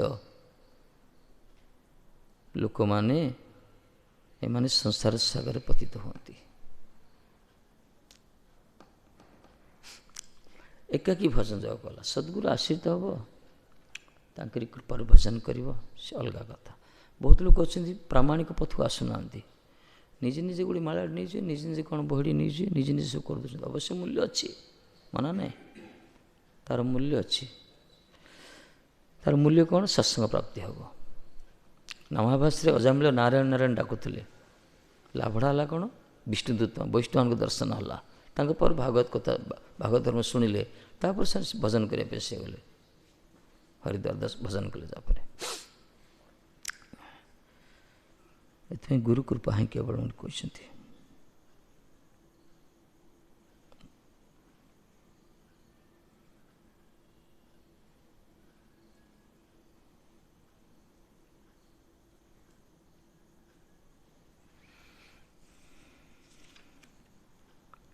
प्रश्न होते पारे वैष्णव गणर आमार भजन मन वैष्णव गणे गण मध्य मोर भजन रे मन को निश्चल करार जन्य अष्टांग योग निश्चय अनुष्ठान करा कर्तव्य। ओह प्रश्न कले वैष्णव मान मध्य मोर भजन रे मन को स्थिर करने अष्टांग योग करिया दरकार केते केते वैष्णव आसी योग भी कर दूसरे केते कमला कमला छाड़देल ना कौन आ करन तो ये महात्मा थे जोग करता टे केते केते वैष्णव से जोग कर कौन पड़ा मनटा स्थिर हम स्थिर हेल्ले भगवान को भजन करी विचारटा भल माना ना प्रश्न उठिले पूर्व पक्षे एटा ठीक कि उचित कि प्रश्न कले वैष्णव गणर आमार भजने मन के निश्चल करार जन्य अष्टांग योग निश्चय अनुष्ठान करा कर्तव्य। उत्तर ए रूप नुहे उत्तर आसला ना उत्तर एमती नुहे वैष्णव गणर श्री गुरुचरण दृढ़ भक्ति द्वारा ही मनर निश्चलता अनायास हे आ कौन विकल्प मार्ग ना सिद्धांत श्री गुरुचरण रे दृढ़ निष्ठा व्यतीत मन केवे स्थिर हेनी असंभव। विश्वनाथ पाद वाणी ये भागवत वाणी वैष्णवगण श्री गुरुचरण दृढ़ भक्ति द्वारा मनर निश्चलता अनायास हो चेष्टा करिया दरकार नहीं मन स्थिर हो जहाँकर एथमें कहला ना जस्य देवे पराभक्ति यथा देवे तथा गुरु तस्य ते कथित अंत प्रकाशन्ते महात्मा बहुत अच्छा निजे निजे जोग फोग करते मनटा स्थिर करने जोग कले कौन हम धीरे धीरे बेले बेले कि दिन हम तापर मन बड़ मारात्मक है ये आम स्वामीमाज ये लिखते मन गोटे बेश्या सहित सदृश मन गोटे बेश्या बेश्या के विश्वास करियोनी बेश्या विश्वास योग्य नुहे के विश्वास योग्य नुहे मन को केवे विश्वास करनी सी दिन ना दिन नष्ट कर सी असत पथे मार्ग नब मन को कहते आ गोटे कौन चतुर व्याध सदृश व्याध कौन करे जाल बिछे दिए लुचिकी रही जाए लुचिकी रही लुचिकी गछ बाहर रही पक्षी मान जी देखिए व्याध पड़ेला सब बाहर बसर बाहर किचिर मिचिर कर ग्रासाच्छादन करेंगे तृण आच्छादन करेंगे तंडुल आच्छादन ये पछर स्वर मारे ये मन पछर किक मारे चतुर व्याध ये कि दिन भजन कले मनटा स्थिर हो मन साइलेंट हो मनटा सी स्थिर हो मन साइलेंट हो किसी कर सी पूरा माने निर्मल भाया लगे जो अनुभव हम जा मन मोर स्थिर होगा किंतु एमती गोटे मौका से पछपट किक मार जो आम भी कि स्वप्न चिंता कर मन को कहते चतुर व्याध ये सब चतुर सी बड़ मारात्मक क्या जन्म जन्मांतर तार अभ्यास अच्छे ना ये मन को स्थिर करने एकमात्र दरकार सद्गुरु कृपा दरकार। अवश्य विश्वनाथ आमर अमरीश जी कहते सबै मन कृष्ण पदार बिंदे मना ना मन को भगवान का चरण से सब अर्पण करिया दरकार। महाप्रभु कहले चित्तरूप दर्पण को मार्जन करने मन ही एकमात्र हरिनाम ही दरकार कि सिद्धांत देखले यशु हम से जदि कौन प्रामाणिक सतर आश्रित होती आम प्रामाणिक पथरे जा आश्रित हो न कौन हम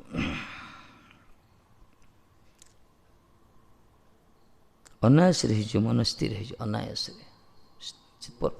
हाँ गुरु कृपा रे अनायास रही मन स्थिर से चेष्टा करिया दरकार नहीं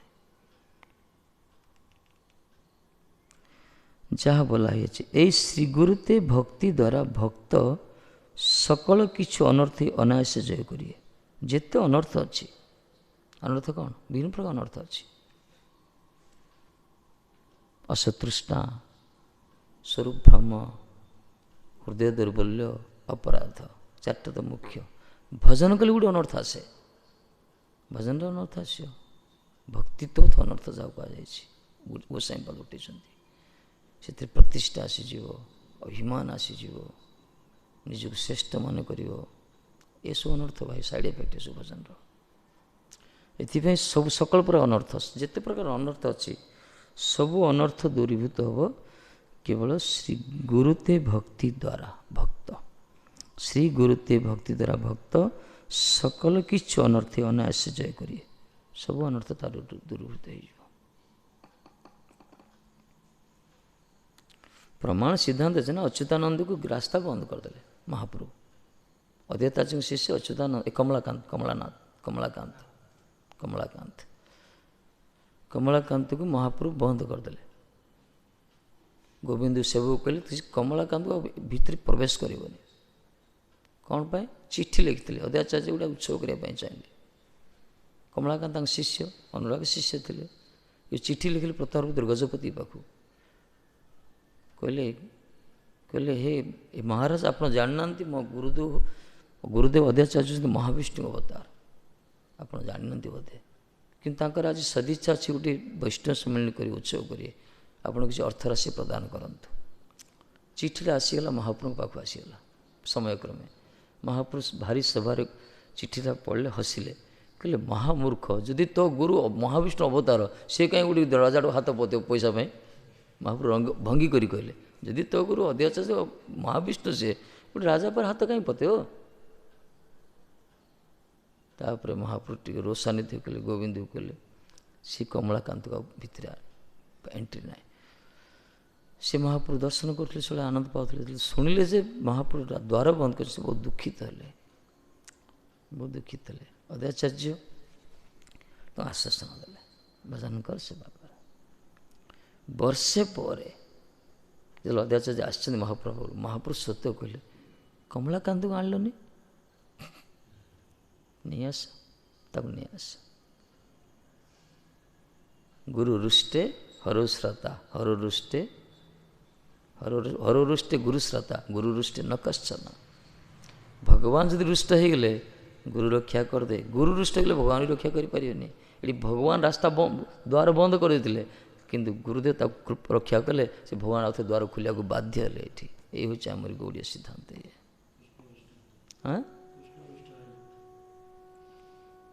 କୃଷ୍ଣ ରୁଷ୍ଟ ହେଲେ କିଏ ରଖିବ?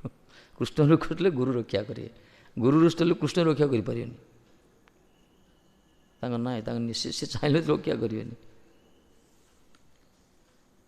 ଏଥିପାଇଁ ତ ବିଶ୍ୱପା ଦେବ ନା, ବିଶ୍ୱପା ରାଜନ ମହାରାଜ କହିଛନ୍ତି। ନାମଦେବ ଥିଲେ ଭକ୍ତ ଯିଏ। ନାମଦେବ ସହିତ ପାଣ୍ଡୁରଙ୍ଗ ବିଠଳନାଥ ଲୀଳା କରୁଛନ୍ତି, କଥାବାର୍ତ୍ତା ହେଉଛନ୍ତି, କୀର୍ତ୍ତନ କରୁଛନ୍ତି, ତାଙ୍କ ସହିତ ନାଚୁଛନ୍ତି। ସିଏ ଯେତେବେଳେ ପଳେଇଲେ, ମନ୍ଦିର ବୁଲି ଯାଇଥିଲା ତାଙ୍କ ପାଇଁ, ମାନେ ସେ ଯେତେବେଳେ ଯାଉଛନ୍ତି ଜ୍ଞାନ ଦେବ କହିଲେ ତାଙ୍କୁ ନେବା ପାଇଁ, ବିଠଳଜୀ କହୁଛନ୍ତି ମୋ ନାମାକୁ ନେଇ ଆସିବ ଜଲ୍ଦି। ଭଗବାନ କହୁଛନ୍ତି ମୋ ନାମକୁ ନେଇ ଆସିବ, ମୁଁ ତା ବିନା ତାକୁ ସବୁବେଳେ ଦେଖିବା ପାଇଁ ଚାହେଁ।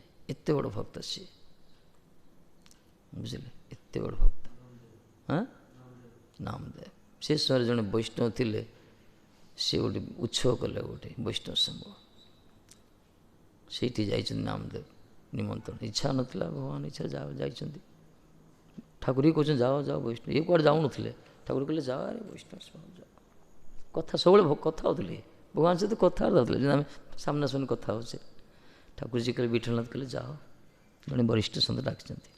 ଭଗବାନଙ୍କ ଇଚ୍ଛା ଅଲଗା ଅଛି ଏଠି। ଇଏ ଗଲେ ବସିଲେ, ସେ ସବୁ କଦଳୀପତ୍ର ବାଜି ପଡ଼ିଗଲା, ସବୁ ପ୍ରସାଦ ଦିଆଯିବ, ସବୁ ବସିଛନ୍ତି। ମହାନ ବିଭୂତ ମାନେ ଆର୍ଯ୍ୟ ସଂସ୍କୃତିରେ ଆସିଛନ୍ତି, ଅମଳାତ୍ମା ବିମଳାତ୍ମା ପୂର୍ବ ବହୁତ ସୁରୀ ମାନେ ସବୁ। ସିଏ ମହାତ୍ମା ଯିଏ ଡାକିଥିଲେ ବରିଷ୍ଠ ସନ୍ଥ, ସମସ୍ତେ ତାଙ୍କୁ ସମ୍ମାନ କରନ୍ତି। ସେ ଗୋଟେ ମାଟି ହାଣ୍ଡି ଧରିକି ଆସିଲେ, ଗୋଟେ ହାତୁଡ଼ି ଧରି ତାକୁ ପିଟୁଛନ୍ତି, ଠୁକୁ ଠୁକୁ କରୁଛନ୍ତି। ମାଟି ହାଣ୍ଡି ଗୋଟେ ନେଇ ଆସିଲେ, ହାଣ୍ଡିଟାକୁ ସେ ହାତୁଡ଼ି ଧରି ପିଟୁଛନ୍ତି, ଠକ୍ ଠକ୍ ଠକ୍ ଠକ୍ କରୁଛନ୍ତି। ତାଙ୍କର ଶିଷ୍ୟ ଥିଲେ, ମୁକ୍ତା ଭାଇନା କିଏ ଜଣେ ପଚାରିଲେ, ବାବା ये क्या कर रहे हो आप? କହିଲେ ଲାଲି मैं देख रहा हूँ ये कच्चा है पक्का। ମୁଁ ଦେଖୁଛି କଞ୍ଚା ଅଛି ନା ପକ୍କା ଅଛି। ସେ ଶିଷ୍ୟ କହିଲେ, ଆପଣ ଦେଖିଛନ୍ତି ସନ୍ତାନ ଦେଖୁନାହାନ୍ତି କିଏ କଞ୍ଚା କିଏ ପକ୍କା? ହଁ ଠିକ୍ କରେ ତୁ, ଠିକ୍ है ଦିଏ ଚାଲିଲେ ବାବା ଦବା सब बाबा बाबा बस प्रसाद परिवेषण कौन कर समस्त मुंड जाए टिके ठुकिले सब बस कई किसी कले सब सैलेंट होगले नामदेव पूरा गजा टुका से ठुकी देते बाबा को कहले ये क्या आपकी तरीका है वैष्णव सेवा का पार्टी खोलदेले ये कि तरीका है वैष्णव सेवा का से तले हाथ उठे लाली ये कच्चा है बाकी सारे पक्के है ये कच्चा अच्छी सरस वृद्ध सन्त महात्मा तांकर कौन ये लज्जित होगले तापर आसीगले आसिक पूरा गुमा घुमसुई खाई ना पीना खाली पड़ी रही विठल देव आ रही पारे सांगड़ा ना सख्यर सदन करते पचारे भाई क्या हुआ क्या नहीं हुआ पूछो तुम्हारी वजह से मैंने गया वहाँ पे क्यों भेजा मेरे को अपमान करने के लिए कहले मत भारी ये ठाकुर जी पठे मत पूरा अपमान कले कौन है कौन ना मत कच्चा कहले मु कौन कच्चा हाँ कच्चा ठाकुर जी राजी हेले कच्चा अरे कौन कहीं कच्चा ना तू गुरु करना आज ये गुरु कर नथिले ये पचार अच्छा प्रभु जी मु तो आपण सहित सब खेलुची आपन देखुची आपण बिना तो मु रही पारुनी आपण भी मो साथ साथ रोचंती जिते सब शास्त्र मार्ग सिद्धांत तो आपको प्राप्ति होगा मु तो पाई सारी गुरुंर माध्यम आवश्यक कौटे है लोक सद्गुरु आश्रित हमें तो आपन को प्राप्त होगा मु तो आपको प्राप्त हो सारी ठीक कथा कह तुम्हें यही जन्म पाइच यही शरीर द्वारा ये शरीर क्यों छाड़िया पड़ो तापर जब गोलोक जब चाहो गुरु गोटे आश्रित यही शरीर से तुम संबंध अच्छी तुम ठीक अच्छे तुम खेलुच नाचुच मो सहित कि जो शरीर तो छाड़िया पड़ो आपर जो जीव से धाम प्रवेश कर सर्टिफिकेट दरकार ऑथराइजेशन दरकार सद्गुरु ये फ्यूज हो भाव नी प्रकार गोटे सिद्धांत अच्छी से मोर नियम अच्छे से गोटे सद्गुरु प्रामाणिक सन्त द्वारा प्रेरित हवा दरकार तुम्हारी निष्ठा तुम्हारी भजन में लीलाविलास कर तुम सहित कि नीति लीला प्रवेश कर तुम्हें गोटे सिख सन्त आशीर्वाद हवा दरकार प्रामाणिक सन्त अच्छा गुरु कौटी मिल तुम्हें जाओ देख से शिव मंदिर जो अच्छा से मिले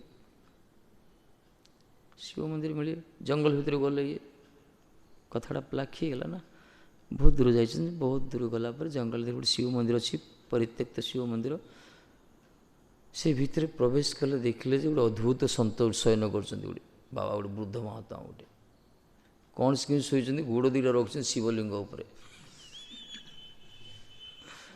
ये कहले अच्छा महात्मा पागल है क्या शराब पी कर सोए भाविले मद फद पी शोच ना कौन कहले ए बाबा उठ उठ सी उठुना अरे उठ देखी पान गोटे शिवलिंग पर रखी साथ कहले बाबा मैं चल नहीं सकता कुंथे कुंथे कहते शिवलिंग जना पड़े तुमको ना मुझे तो मुझे जान उठी पानी अच्छा जो शिवलिंग ना मो गोटा सीट रखी दियो मुझे तो जापानी कौटी शिवलिंग जो ना तुम सीट रखी दियो ये बाध्य गले गोटे दिरा आउ गोटे जगह रखिले जो रखी से शिवलिंग प्रकट है सारा मंदिर चरण धीरा धरी बुलाऊँ जो जो रखी शिवलिंग प्रकट होगा मंदिर सारा खाली लिंगमय होगा से बुद्धि आसला अरे भाई जो सन्थ ये उच्चकोटर महात्मा पड़े चरण तले ठाकुर जी कहते गुरु प्राप्त हो शिव मंदिर जाओ ये बुद्धि आसला ये जोड़ी चलो तो शिवलिंग प्रकट कहले बाबा क्षमा कीजिए कृपा कीजिए से ना विश्वपा बाबा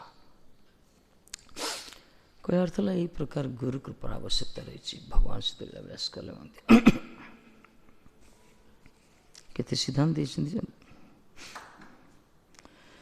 गुरु भक्ति व्यतीत किंतु मनर जयर जन्य जोग अकिंचित कर जोग फो किसी काम आसनी गुरु कृपा ही आवश्यक गुरु भक्ति दरकार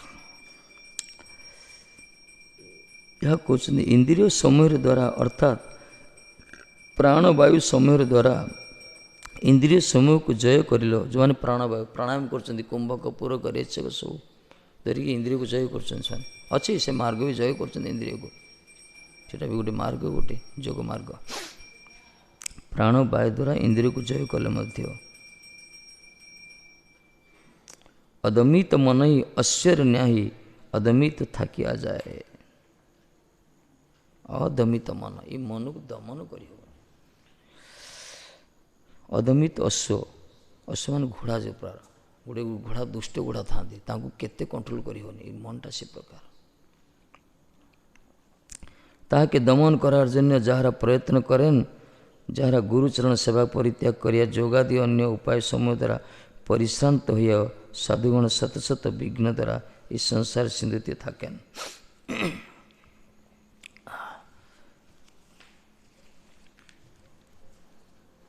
बेग ना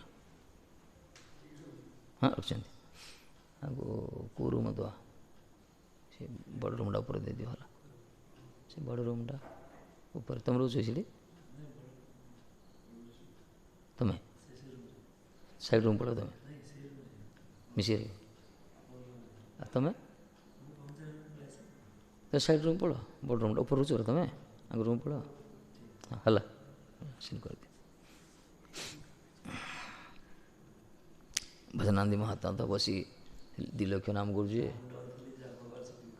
2 लक्ष नाम कर लोक कम ना मुझे कहले गाली कर मत राति 3 रु बस दिन 2टा बंद बस भजन बढ़िया महात्मा मत खुश लगे भक्ति श्रमण आमर ये महाज गोसाई महाज शिष्य भल हाँ है सजन महाज शिष्य ब्रजर हो गुरु गोरादास गोटे गुरु कर भजन भजन कर बेगड़ा बेगड़ा सीढ़ी अच्छी परा बेगड़ा ऊपर अच्छी ना तुम बेगड़ा साइड रूम नहीं जा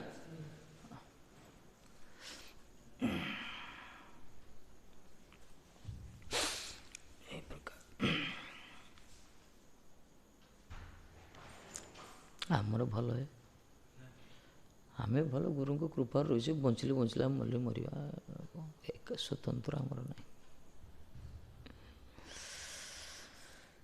गुरु कृपा दरकार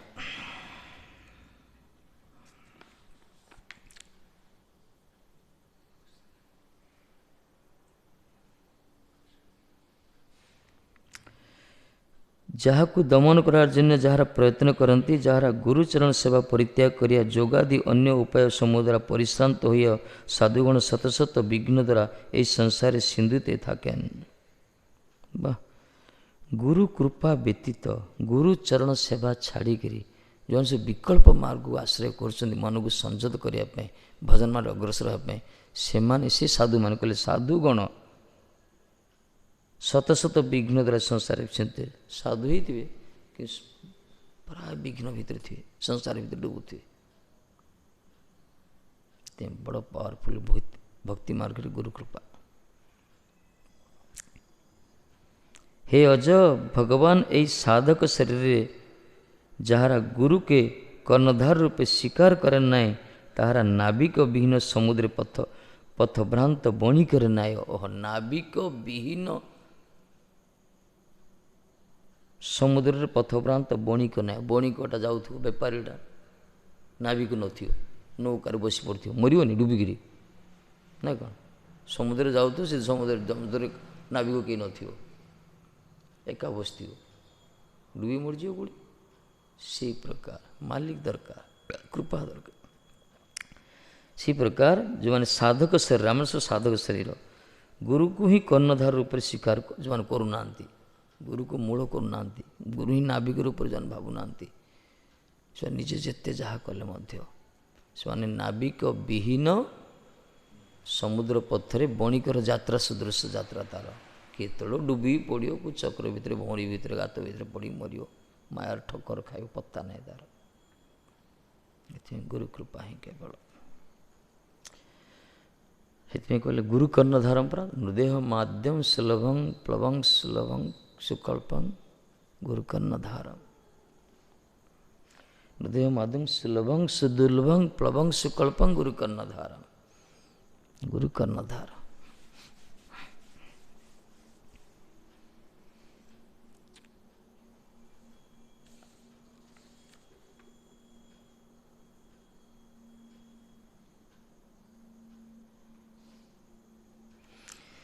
इसलिए श्रुति समूह प्रमाण भगवत तत्व विज्ञान जन्य साधक श्री गुरुचरण निकटे गमन करिवे उपायन हस्ते श्रुति समूह प्रमाण भगवत तत्व विज्ञान जन्य जदि भगवत तत्व किए जाना चाहे से साधक कूड़ी जावाक पड़ो से गुरु चरण को जावाक पड़ो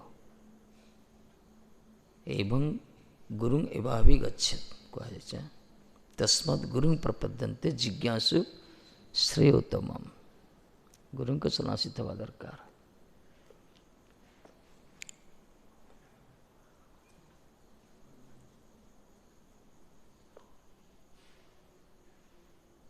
तद विज्ञानार्थं स गुरुमेवाभिगच्छेत् समिति पाणी सूत्री ब्रह्मनिष्ठम विशेष ज्ञान विज्ञान भाव से विज्ञान जानापी थे जो आप गुरु को चरणासीत हवा दरकार। आचार्यवान पुरुष देव से गुरुदेव किपरि जे शास्त्रज्ञ भगवत उपासना निष्ठ थे समिति पाणी श्रोत्रियं ब्रह्मनिष्ठम जे श्रोत्रियं ब्रह्मनिष्ठ थे शास्त्रज्ञ थे आ ब्रह्मनिष्ठ थे ब्रह्मणि उपाश्रमाश्रय तस्माद् गुरु प्रपद्यन्ते जिज्ञासु श्रेयोत्तम शब्दे परे च निष्ठतं ब्रह्मणि उपसमाश्रय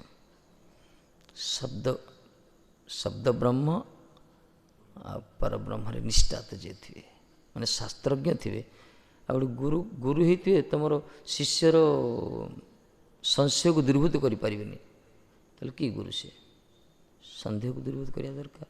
भजन रे बहुत बाधा आसो ना भजन मार्ग बड़ बंधुर ये बहुत विघ्न आसो बहुत तार उद्वेलन अच्छी बहुत उत्थान पथन रही समस्त सिद्धांत जे दूरीभूत कर गुरु चरण सेवा निष्ठा व्यक्ति ही भगवत तत्व जानते पारन बा भगवत तत्व को से माने जानिमे जो माने श्री गुरु चरण सेवा निष्ठा व्यक्ति। अच्छा गुरु चरण सेवा निष्ठार अर्थ कौन गुरु को चरण जाई सेवा करियो ना खाली ना ना से तो रही शारीरिक सेवा अलग था किंतु गुरुंकर आदर्श अनुप्राणित हो गुरुंकर वाणी की पालन करियो गुरुमुख पद्म वाक्य ये जो तांकरी मठ मंदिर विग्रह उपासना से प्रतिष्ठा करछंती सेवा करियो तांकर जो निर्देश रे जप पाठ कीर्तन श्रवण आदि सब चलो ये सब गुरु सेवा आमर जो भजन जिते सब 64 अंग ये समस्त अंग हूँ गुरु सेवा पदवाच्य जहाँ भी कर गुरु सेवा सब निजर सेवा किसी ना किंतु ये सेवा को निष्ठार सहित करिया दरकार अभिमान न रखिक करिया दरकार भगवान गुरु सेवा तेणुक गुरुचरण सह निष्ठ व्यक्ति भगवत तत्व जापारती जो मैंने इष्टदेव पराभक्ति से रूप श्री गुरुदेव पराभक्ति ताहा निकट शास्त्र को निज निज अर्थ प्रकाश करती ना कौन ये प्रकार जस्य देव पराभक्ति कहगला तत् जो मैंने इष्ट प्रति कृष्ण प्रति जमती निष्ठा भक्ति गुरु प्रति विषय प्रकार निष्ठा भक्ति जदि रही शास्त्र पाखे प्रकाशित हो शास्त्र तो पढ़ी समस्ते कहीदे शास्त्र लिखाई पढ़े कहीदे मनोरथ स्मरण शक्ति थे शास्त्र कहीदे किंतु शास्त्र स्वतःस्फूर्ति हवा दरकार शास्त्र प्रकृत अर्थ प्रकाशित हवा दरकार अनुभव हो गुरुनिष्ठ सेवक पाखे देखा जाए। कीर्तन करिया आजिकल वैष्णव मैंने आसुँच भल ना ना कौन ये महात्मा किसी कार्य थी आई थंडा पड़ा पड़ाई बोधे पूरी पूरी पूरी जाऊ पूरी ना ना ठंडारे ब्रजरे ठंडा तो बेसी ठंडा हेल्ले भजनटा टी लुज हो जाए अरे पूरी पूरी जी बोधे 3 तारिख खुलियो तो पूरी रे जगन्नाथ से आसती पूरा कुटिया अच्छे पूरी गोटे रूम भजन कर भजन भजन भजनानंदी महात्मा आंको विषय कहते जब माँ जो वर प्राप्त होते ईश्वर पाखर ये आगा ये महात्मा हाँ शिवजी को कृपा पात बरपुत्र ये शिवजी कृपार माँ जन्म कर वैष्णव भजन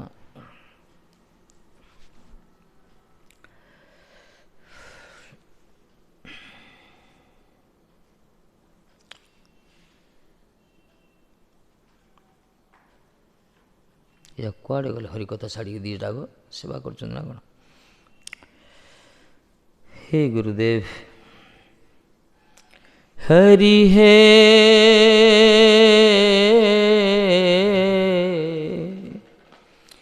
हेन दुष्ट कर्म नाई যাহা আমি করি নাই।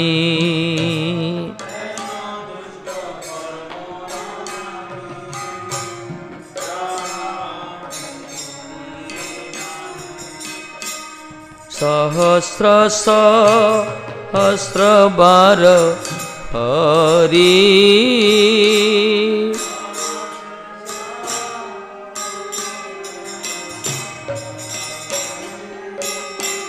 सहस्र सहस्र बार हरि।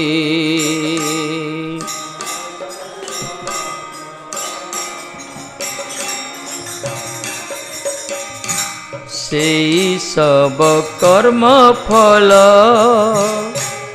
ते अवसर बल।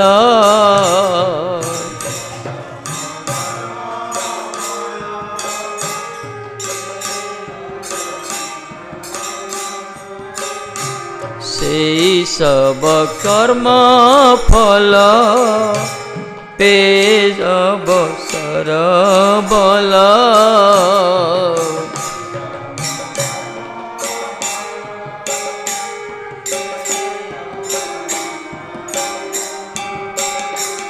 आमाय पोषिछे यंत्र परी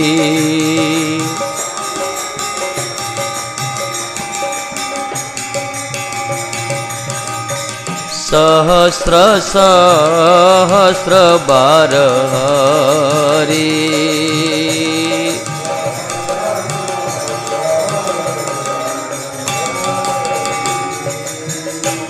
गति नाई देखिया कांदी हरि अनिबार। गति नाई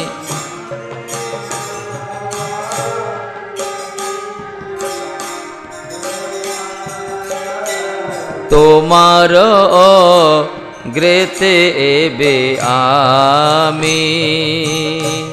तोमार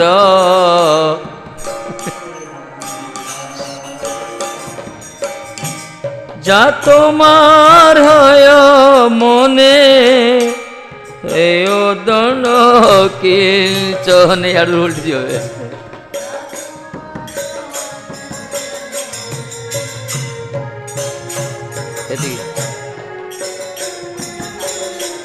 जा तोमार हय मने दंड देओ किंचने।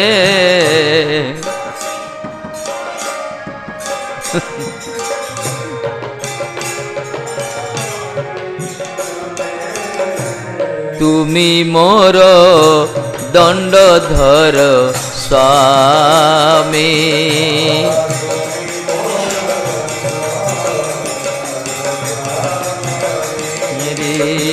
तोमार अग्रते बे आमी।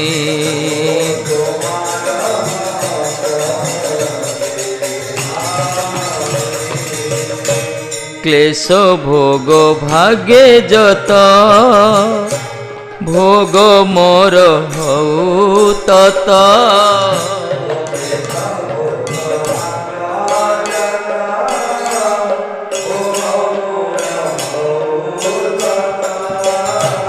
किंतु एक मम निवेदन।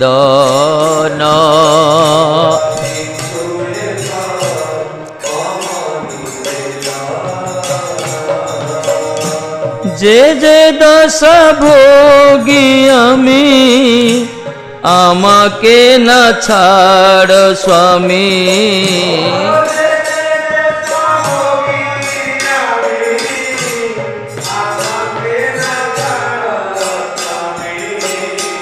जे जे दश भोगी आमी आमाके न छाड़ स्वामी।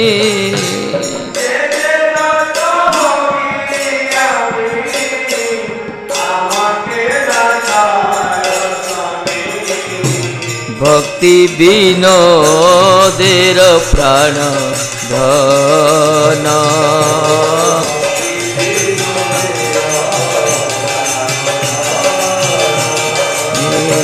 କିନ୍ତୁ ଏକ ମମ ନିବେଦନ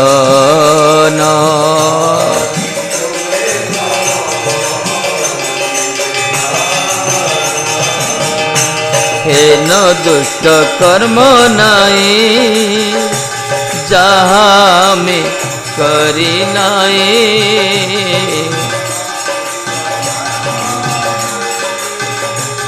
ଯାହା ବିଗିନ୍ सहस्र सहस्र बार हरि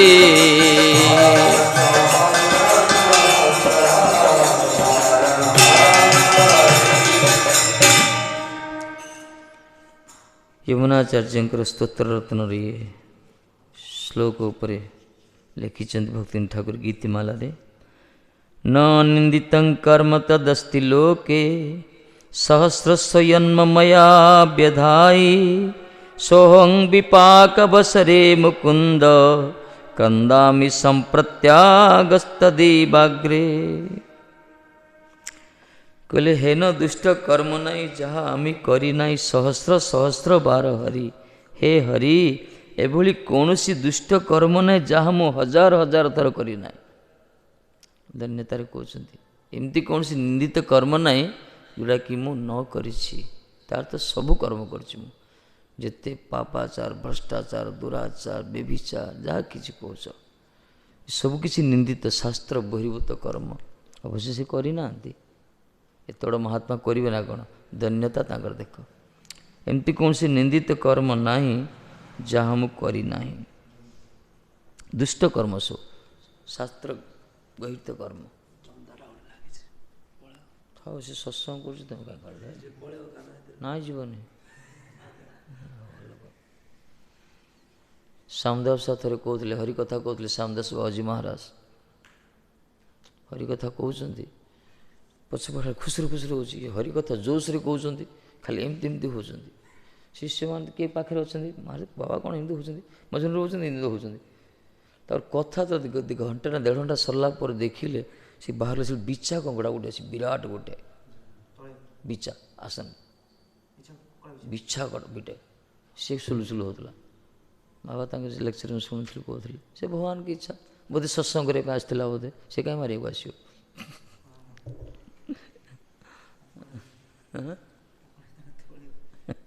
सत्संग कहते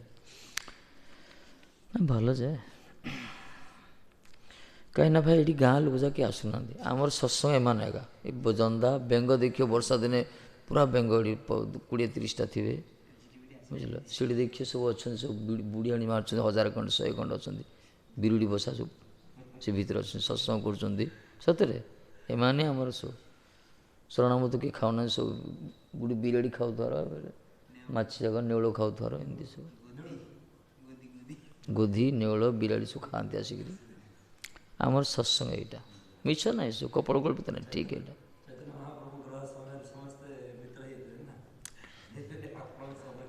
महाप्रभु महाप्रभु से महाप्रभु जंगल को जाते से होते सब ये मनीषा हरि कथा कहना कि आसुना ये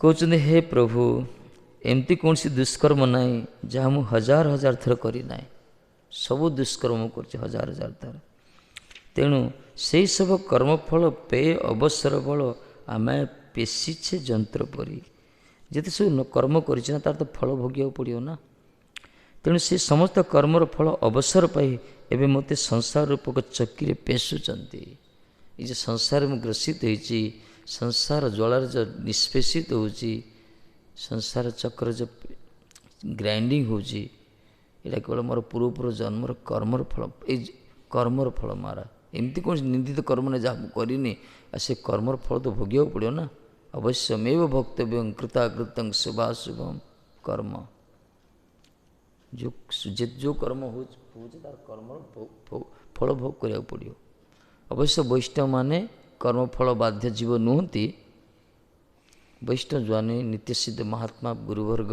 ଏମାନେ କର୍ମଫଳ ବାଧ୍ୟ ଜୀବ ନୁହନ୍ତି। ଯେଉଁମାନେ ଅବୈଷ୍ଣବ, ଯେଉଁମାନେ ଭଗବତ ବହିର୍ମୁଖ, ସେମାନଙ୍କ କଥା କୁହାଯାଇଛି। ଆମମାନଙ୍କ ସ୍ଥିତି, ଆମେ ଯଦି ପ୍ରକୃତ ବୈଷ୍ଣବ ହେଇଯିବା ତାହେଲେ କର୍ମଫଳ ବାଧ୍ୟ ଜୀବ ହେବାନି, କିନ୍ତୁ ଆମେ କର୍ମଫଳ ଭୋଗୁଛେ। ଆମେ ସାଧକ ସ୍ଥିତିରେ ଅଛେ। ଆମକୁ ଗୁରୁବର୍ଗ କୃପା କରି ଟାଣିକି ଆଣିଛନ୍ତି, ଡଷ୍ଟବିନ୍ରୁ ବାହାର କରି ସଫା କରିକି ରଖିଛନ୍ତି ଆମକୁ, ନା କ'ଣ? ଡଷ୍ଟବିନ୍ ଭିତରେ ପଡ଼ିଯାଇଥିଲା ଗୋଟେ ବସ୍ତୁଟି, ତାକୁ ବାହାରିକି ତାକୁ ସଫାସୁତୁରା କରି ସୁନ୍ଦର କରି ସଜାଇଛି। ସେମିତି ଆମକୁ ସଂସାର କିଚଡ଼ି ଭିତରେ ପଡ଼ିଥିଲେ ଗୁରୁବର୍ଗ ଆଣିକି ଡେକୋରେସନ୍ କରିଛନ୍ତି, ଆମକୁ ପୁରା ତିଳକ ମାଳି ଦେଇକରି ଏସବୁ ବେଶ ଶୃଙ୍ଗାର କରିକି ଆମକୁ ଛାଡ଼ିଛନ୍ତି। ଜଗତରେ ପରିଚୟ ପାଉଛନ୍ତି ବୈଷ୍ଣବ ହିସାବରେ, ସାଧୁ ହିସାବରେ, ଭକ୍ତ ହିସାବରେ ସମ୍ମାନିତ ହେଉଛେ, ପୂଜିତ ହେଉଛେ, ଯାହା କିଛି ଏଇଟା ଅହେତୁକ କୃପା ସେମାନଙ୍କର।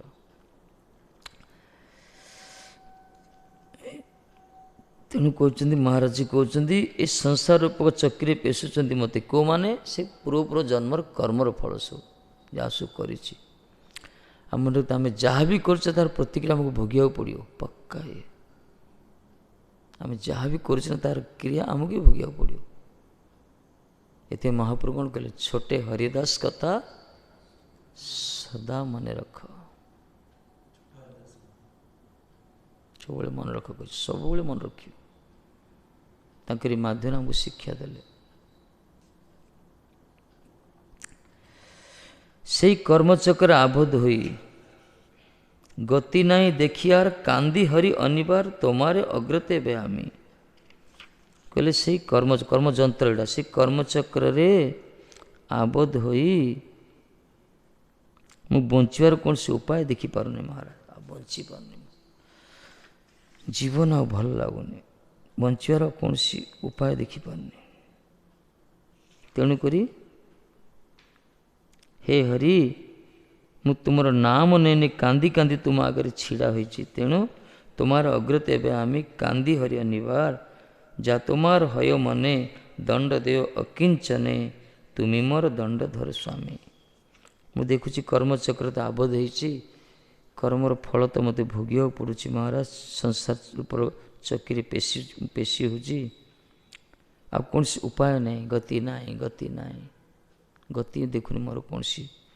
ତେଣୁ ମୁଁ କାନ୍ଦି କାନ୍ଦି ଆପଣଙ୍କ ସମ୍ମୁଖରେ ଛିଡ଼ା ହୋଇଛି, ବଞ୍ଚିବାର କୌଣସି ତ ରାସ୍ତା ଦେଖିପାରୁନି। ତୁମକୁ ଯାହା ଠିକ୍ ଲାଗୁଛି ସେପରି ଦଣ୍ଡ ମୋତେ ଦିଅ, ଯାହା ତୁମାର ହୟ ମନେ ଦଣ୍ଡ ଦିଅ ଅକିଞ୍ଚନେ। ମୋତେ ଦଣ୍ଡ ଦିଅ ପ୍ରଭୁ, ମୋତେ ଶାସ୍ତି ଦିଅନ୍ତୁ। ମୁଁ ଶାସ୍ତିର ଯୋଗ୍ୟ, ଦଣ୍ଡଭାଗୀ ମୁଁ, ମୋତେ ଦଣ୍ଡ ବିଧାନ କରନ୍ତୁ। ଆପଣଙ୍କ ଯାହା ଇଚ୍ଛା, ତୁମେ ମୋର ଦଣ୍ଡଧର ସ୍ୱାମୀ, କାହିଁକି ତୁମେ ହିଁ ମୋର ଏକମାତ୍ର ଦଣ୍ଡଧର ସ୍ୱାମୀ, ତ୍ରାଣକର୍ତ୍ତା ବା ଶାସ୍ତା, ତୁମେ ହିଁ ମୋର ଶାସକ। କାହିଁକି ନା ତୁମେ ମୋର ଶାସକ ଅଟ, ତୁମେ ହିଁ ମୋର ଶାସକ। ମୁଁ ଭୁଲ କରିଛି, ମୋତେ ଦଣ୍ଡ ମିଳିବା ଦରକାର, ମିଳିବା ଦରକାର। ଧନ୍ୟତା କିନ୍ତୁ ଦେଖ, ଆମେ ଓଲଟା ବେଳେବେଳେ କରୁଛନ୍ତି। ଏତେ ଦିନ ତୁମକୁ ଡାକିଲି କିଛି ଟିକେ ବୁଝୁନ ନା, ବାଲେଶ୍ୱର ଭାଷାରେ କହୁଛନ୍ତି, ଟିକେ ବୁଝୁନ ନା ଆମ କଥା। ଏତେ ତୁମକୁ ଡାକୁଛି, ଏତେ ଗୁହାରି ହେଉଛି, କିଛି ଶୁଣୁନ ନା। ଭଗବାନଙ୍କୁ ଓଲଟା ଦୋହାଇ ଦେଉଛନ୍ତି ଲୋକମାନେ। ତେଣୁ ମୋ ଭାଗ୍ୟରେ ଯାହା ଅଛି, କହିଲେ କ୍ଲେଶ ଭୋଗ ଭାଗ୍ୟ ଯତ, ଭୋଗ ମୋର ହଉ ତତ। ମୋ ଭାଗ୍ୟରେ ଯେତେ ଦୁଃଖ ଭୋଗ କରିବାର ନିଶ୍ଚିତ ହେଇଛି, ତାହା ମୁଁ ଭୋଗ କରିବା ପାଇଁ ପ୍ରସ୍ତୁତ ଅଛି ମହାରାଜ। ଏ ଦୁଃଖ ଦୂର କରିବା ପାଇଁ ମୁଁ ଚାହୁଁନି। ଭକ୍ତି ଠାକୁର କହିଲେ ନା, ନିଜ କର୍ମ ଗୁଣ ଦୋଷେ ଯେ ଯେ ଜନ୍ମ ପାଇ, ଜନ୍ମ ଜନ୍ମ ଯେନ ତବ ନାମ ଗୁଣ ଗାଇ। ନିଜର କର୍ମ, ନିଜର ଗୁଣ କର୍ମ ଅନୁସାରେ, ଦୋଷ ଅନୁସାରେ ଯେଉଁ ଯେଉଁ ରହିଛି ଭୋଗ କରିବା ପାଇଁ ମୋତେ ଭୋଗିବାକୁ ଦିଅ ମହାରାଜ। ବୈଷ୍ଣବ କେବେ ତାର ପ୍ରାରବ୍ଧ ଖଣ୍ଡନ କରିବା ପାଇଁ ଚେଷ୍ଟା କରେନି, ପ୍ରୟାସ କରେନି। ଭୋଗ କରିବା ପାଇଁ ସେ ସ୍ୱାଗତ କରେ। ଅବଶ୍ୟ ଭଗବାନ ତାକୁ ରକ୍ଷା କରନ୍ତି, ଭଗବାନ ରକ୍ଷା କରିଦିଅନ୍ତି। ଭଗବାନ ଯାହାକୁ କୃପା କରିବେ, ଗୋଟିଏ ଜନ୍ମରେ ତାର ସବୁ ଯାକ ପଳା ଆସିବ। ଯେମିତି ଅଛି ଦେଖିଛ ନା, ବେଳେବେଳେ ସ୍ପିଡ଼ କରେ, ଆମେ ମୋବାଇଲରେ ସ୍ପିଡ଼ କରୁଛେ, ଡାଟା ସ୍ପିଡ଼ ହେଉଛି। ଭଗବାନଙ୍କ ସୁଇଚ୍ ସେ ପ୍ରକାର ଅଛି। ସବୁ ଯାକ ପୂର୍ବର କରୋଡ଼ କରୋଡ଼ ଜନ୍ମର ଯେତେ ସବୁ ରହିଛି ପ୍ରାରବ୍ଧ ବୀଜ କୂଟ ସଞ୍ଚିତ ସବୁ କିଛି ସେ ସୁଇଚ୍ ଅନ୍ କଲେ ସେ ସ୍ପିଡ଼ରେ ପଳେଇବ, ସବୁ ଯାକ ବଗି ବଗି ପଳେଇବ, ସାଙ୍ଗେ ସାଙ୍ଗେ ପଳେଇବ, ଧୀରେ ଧୀରେ ଧୀରେ। ଯଦି ଭଗବାନ ଭଜନ ନ କଲେ ଗୋଟେ ଗୋଟେ ଜନ୍ମ ଆସିବାକୁ ପଡ଼ିବ, ଜନ୍ମ ହେବାକୁ ପଡ଼ିବ, ଭୋଗିବାକୁ ପଡ଼ିବ ଦୀର୍ଘ ସମୟ ଧରି। କିନ୍ତୁ ଠାକୁରଜୀଙ୍କ ଶରଣାଗତ ହେଲେ ଏଇ ଲାଭ ହେଉଛି ସେ ସୁଇଚ୍ ଅନ୍ କରନ୍ତି ସ୍ପିଡ଼ ସୁଇଚ୍ଟାକୁ ସବୁଯା ଯେତେ ଯାହା ଖାଲି ଟଚ୍ କରି ଯିବ ଦେଖିହେବ ନା ସ୍ପିଡ଼ ଡାଟା ମେସେଜ୍ ଦେଖୁଥିବ ସ୍ପିଡ଼ କରୁଥିବ ଦେଖିହେବନି ଖାଲି ଦେଖିଦେଇ ଅକ୍ଷରଟା ଦେଖାହେଉଥିବ ସେମିତି ସେ ପ୍ରାରମ୍ଭ ସବୁ ଆମର ଯେଉଁ ଭୋଗ ଅଛି ସେ ଆମକୁ ସ୍ପର୍ଶ କରିକିରି ପଳାଇବ କଷ୍ଟ ବି ଅନୁଭବ ହେବନି ଭଜନରେ ଲାଗି ରହିଥିଲେ ଏଇ ଲାଭ ଏଇଟା ଲାଭ ଏଇଟା କିନ୍ତୁ ଭଜନ ଯେଉଁମାନେ କରୁନାହାନ୍ତି ସେମାନେ ଭୋଗିବାକୁ ପଡ଼ିବ ଲିଙ୍ଗରିଂ କରିବେ ସେମାନେ କଷ୍ଟ ଭୋଗିବାକୁ ପଡ଼ିବ ହାଁ କ'ଣ କହିଥିଲେ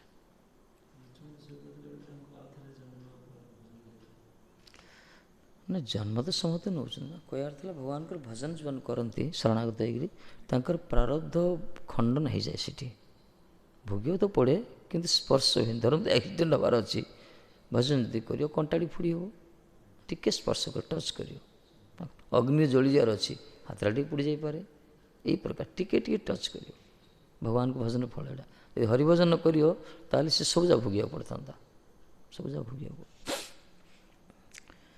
ତେଣୁକରି ବୈଷ୍ଣବ ଯେଉଁମାନେ ଭକ୍ତ ସେମାନେ ସବୁବେଳେ ଚାହାନ୍ତି ତ ଯେତେ ଦୁଃଖ ଅଛି ଦିଅ ମହାରାଜ କୁନ୍ତି ତ କେଉଁ ପୁରା ରେକର୍ଡ଼ କଥା କହିଦେଲେ ପୁରା କୁନ୍ତି ମାୟା କ'ଣ ନ କହିଲେ ଜଗତରେ ସବୁ ଦୁଃଖ ମୋତେ ମୋର ଯେତେ ଦୁଃଖ ଅଛି ଦୁଃଖ ହିଁ କାମନା କଲେ ସିଏ କାହିଁକିନା ଦୁଃଖ ସମୟରେ ଆପଣ ଦର୍ଶନ ଦେଉଛନ୍ତି ବିପଦ ସନ୍ତୁନ ଶସ୍ୟ ତତ୍ର ତତ୍ର ଜଗଦ୍ଗୁରୁ କହିଲେ ନା ବହୁତ ଦର୍ଶନ ତସ୍ୟ ପୁନର୍ଭବ ଦର୍ଶନ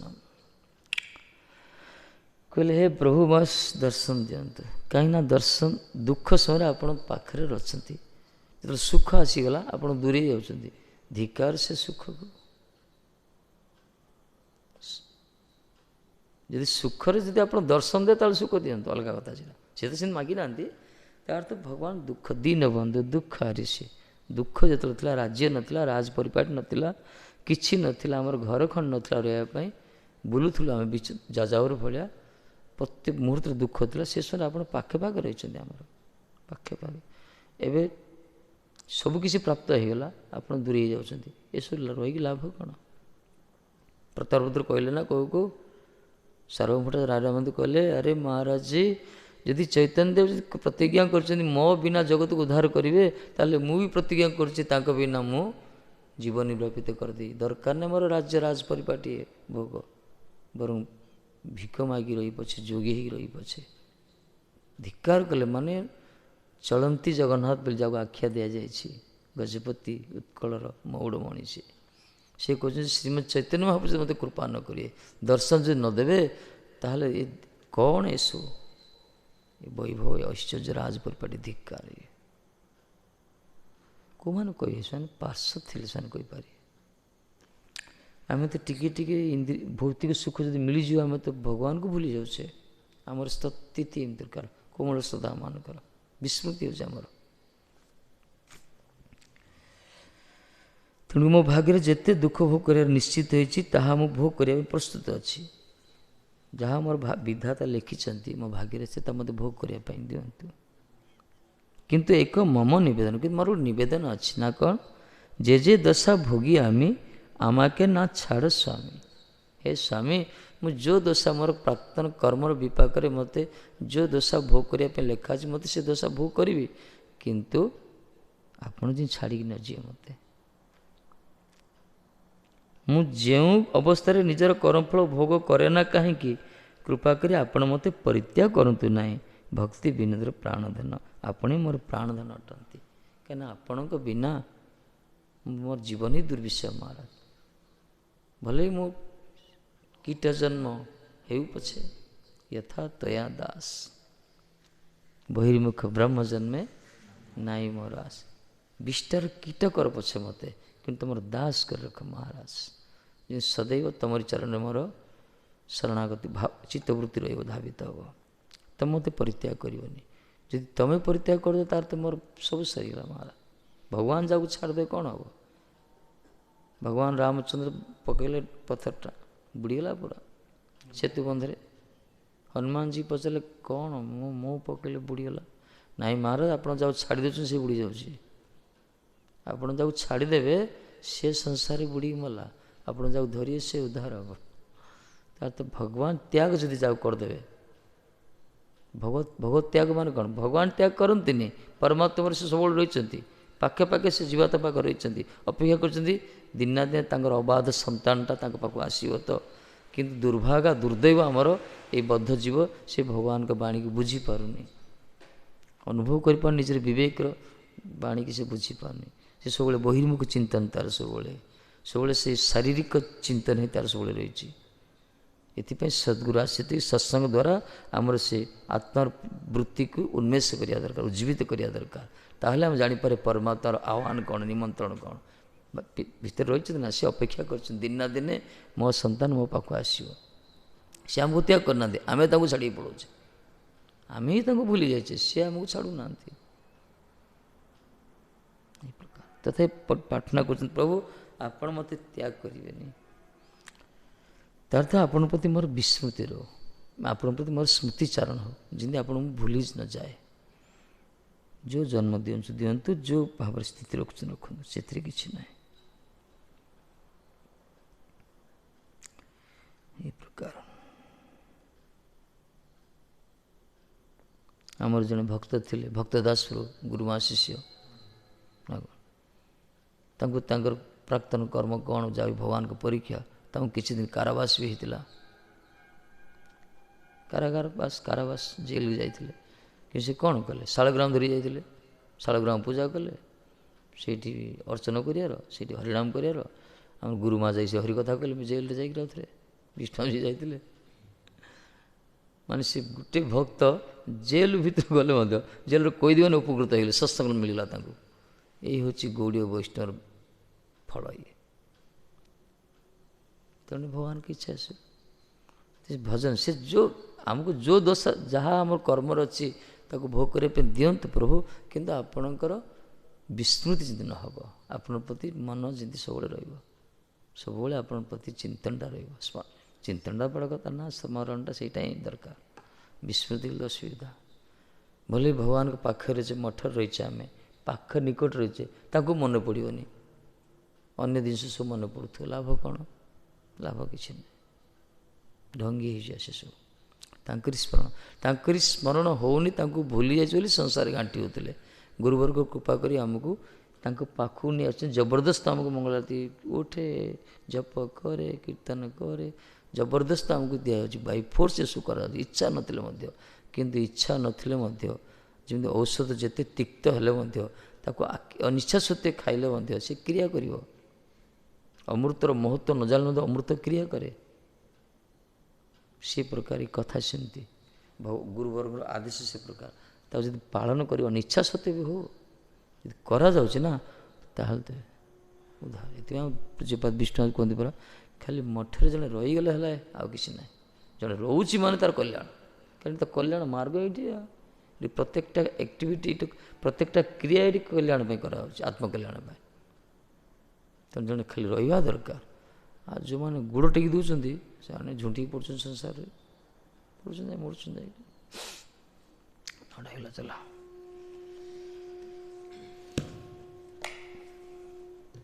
ସେ କ'ଣ ଶୋଇପଡ଼, ବିଶ୍ରାମ କଲେ କି କ'ଣ? ଖାଇବେ, ରୁଟି ଖାଇବେ ବୋଧେ, ଖାଇବେ କି ନାଇଁ କି ଜାଣି, ସେ ମହାତ୍ମା ରାତିରେ ଖାଉଛନ୍ତି ନାଇଁ କି ଜାଣିଛି। Hare Krishna Krishna Krishna Hare Hare, Hare Ram Ram Ram Hare Hare.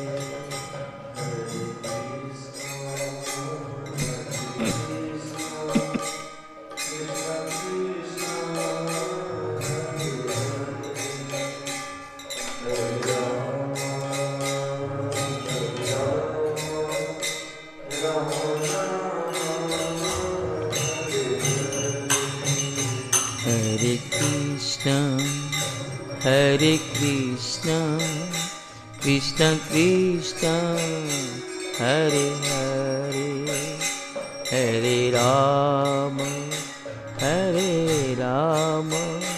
Rama Rama, Hare Hare.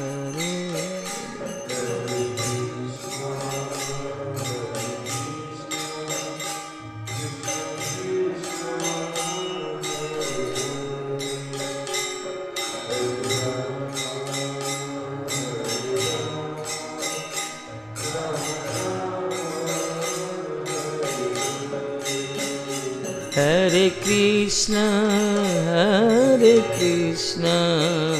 Krishna Krishna, Hare Hare, Hare Rama, Rama Rama, Hare Hare.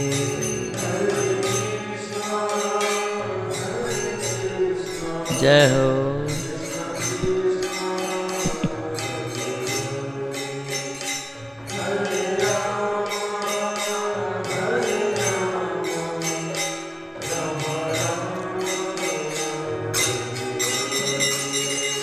Hare Krishna, Krishna Krishna, Hare Hare, Hare Rama, Rama Rama, Hare Hare.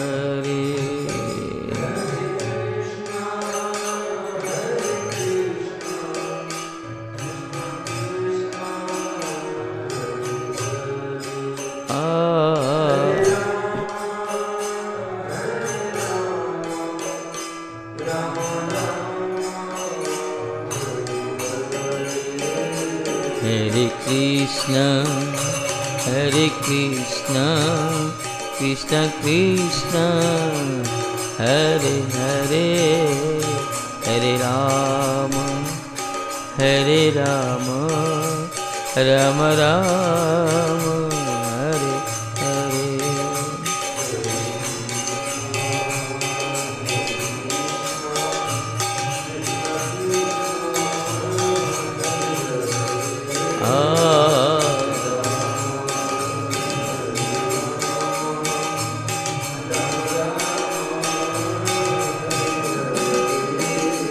Hare Krishna, Krishna Krishna, Hare Hare, Hare Rama, Rama Rama, Hare Hare, Hare Krishna.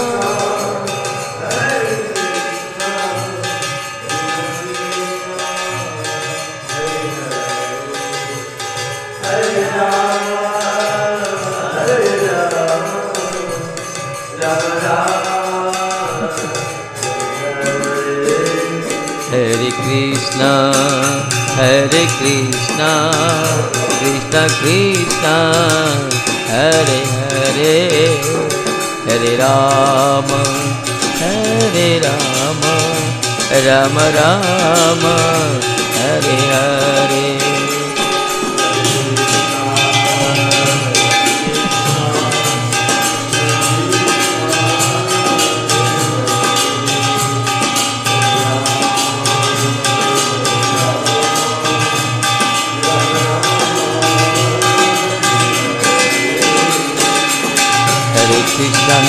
Krishna, Krishna Krishna, Hare Hare, Hare Ram, Ram Ram, Hare Hare.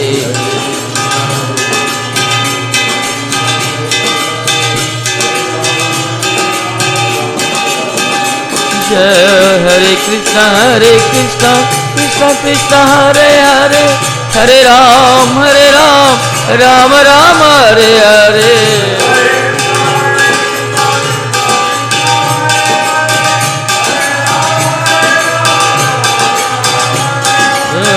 Hare Krishna, Krishna Krishna, Hare Hare, Hare Ram, Ram Ram, Hare Hare.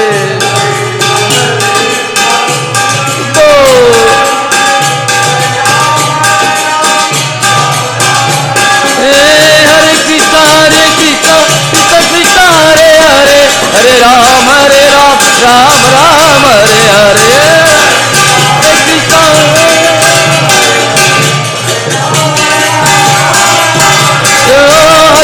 Hare Krishna, Krishna Hare Hare, Hare Ram, Ram Ram, Hare Hare. Hare Krishna, Krishna Hare Hare, Hare Ram, Ram. Hare Krishna, Krishna Hare Hare, Hare Ram, Ram Ram, Hare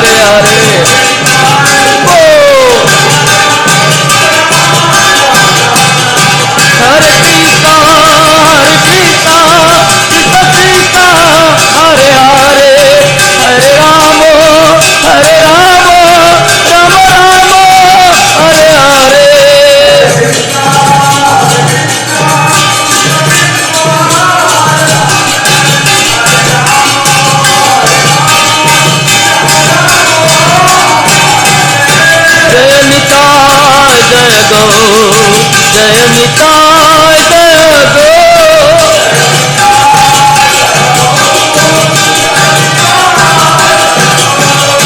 जय राधे जय कृष्ण जय राधे जय कृष्ण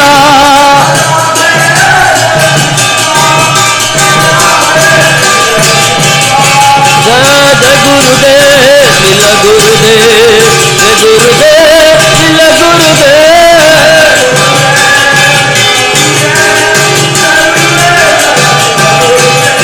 जय प्रभुपाद श्रील प्रभुपाद जय प्रभुपाद श्रील प्रभुपाद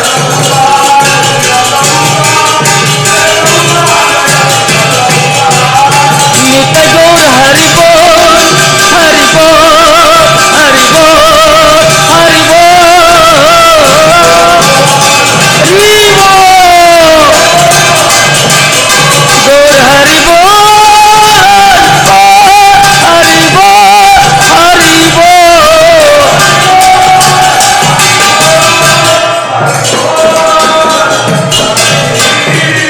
प्रेमानंदे। जय श्री गुरु गौरांग गांधी का गिरिधारी राधा कुंज बिहारी राधा माधव राधा मदन बंदा चंद्र सरकार की जय। तदेपित संध्या पाठ कीर्तन श्रीमद् भागवत महापुराण तद्य पारायण जय वादन वस्तु सुदीप सिंह परिकीर्त महाराज जय।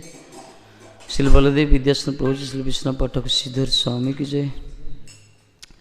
जय श्री भक्तमाला गीतमाला की जय भक्ति ठाकुर महाराज की जय। जमुनाचार्य महाराज स्तोत्र रत्न महाराज की जय। जय विष्णु भक्ति पुरी से महाराज लोक भक्ति सिद्धांत सरती से प्रभुपाद जी जरूप सनातन भट्ट रघुनाथ श्री गोपाल भट्ट दस से बृंदेव जी सभान दस परिकर सपस्त प्रभुपाद पृष्ठ आचार्य जी गुरु परंपरा गुरुवर जी गौड़ी सरस्वती भक्त बृंदेव जी अनंत कोटि वैष्णव बृंदेव जी धामवासी ब्रज क्षेत्रवासी संवेद भक्त हरिनाम संकीर्तन जय जय श्री राधारणी बरसायन बल वर्षना जय जय श्री राधे।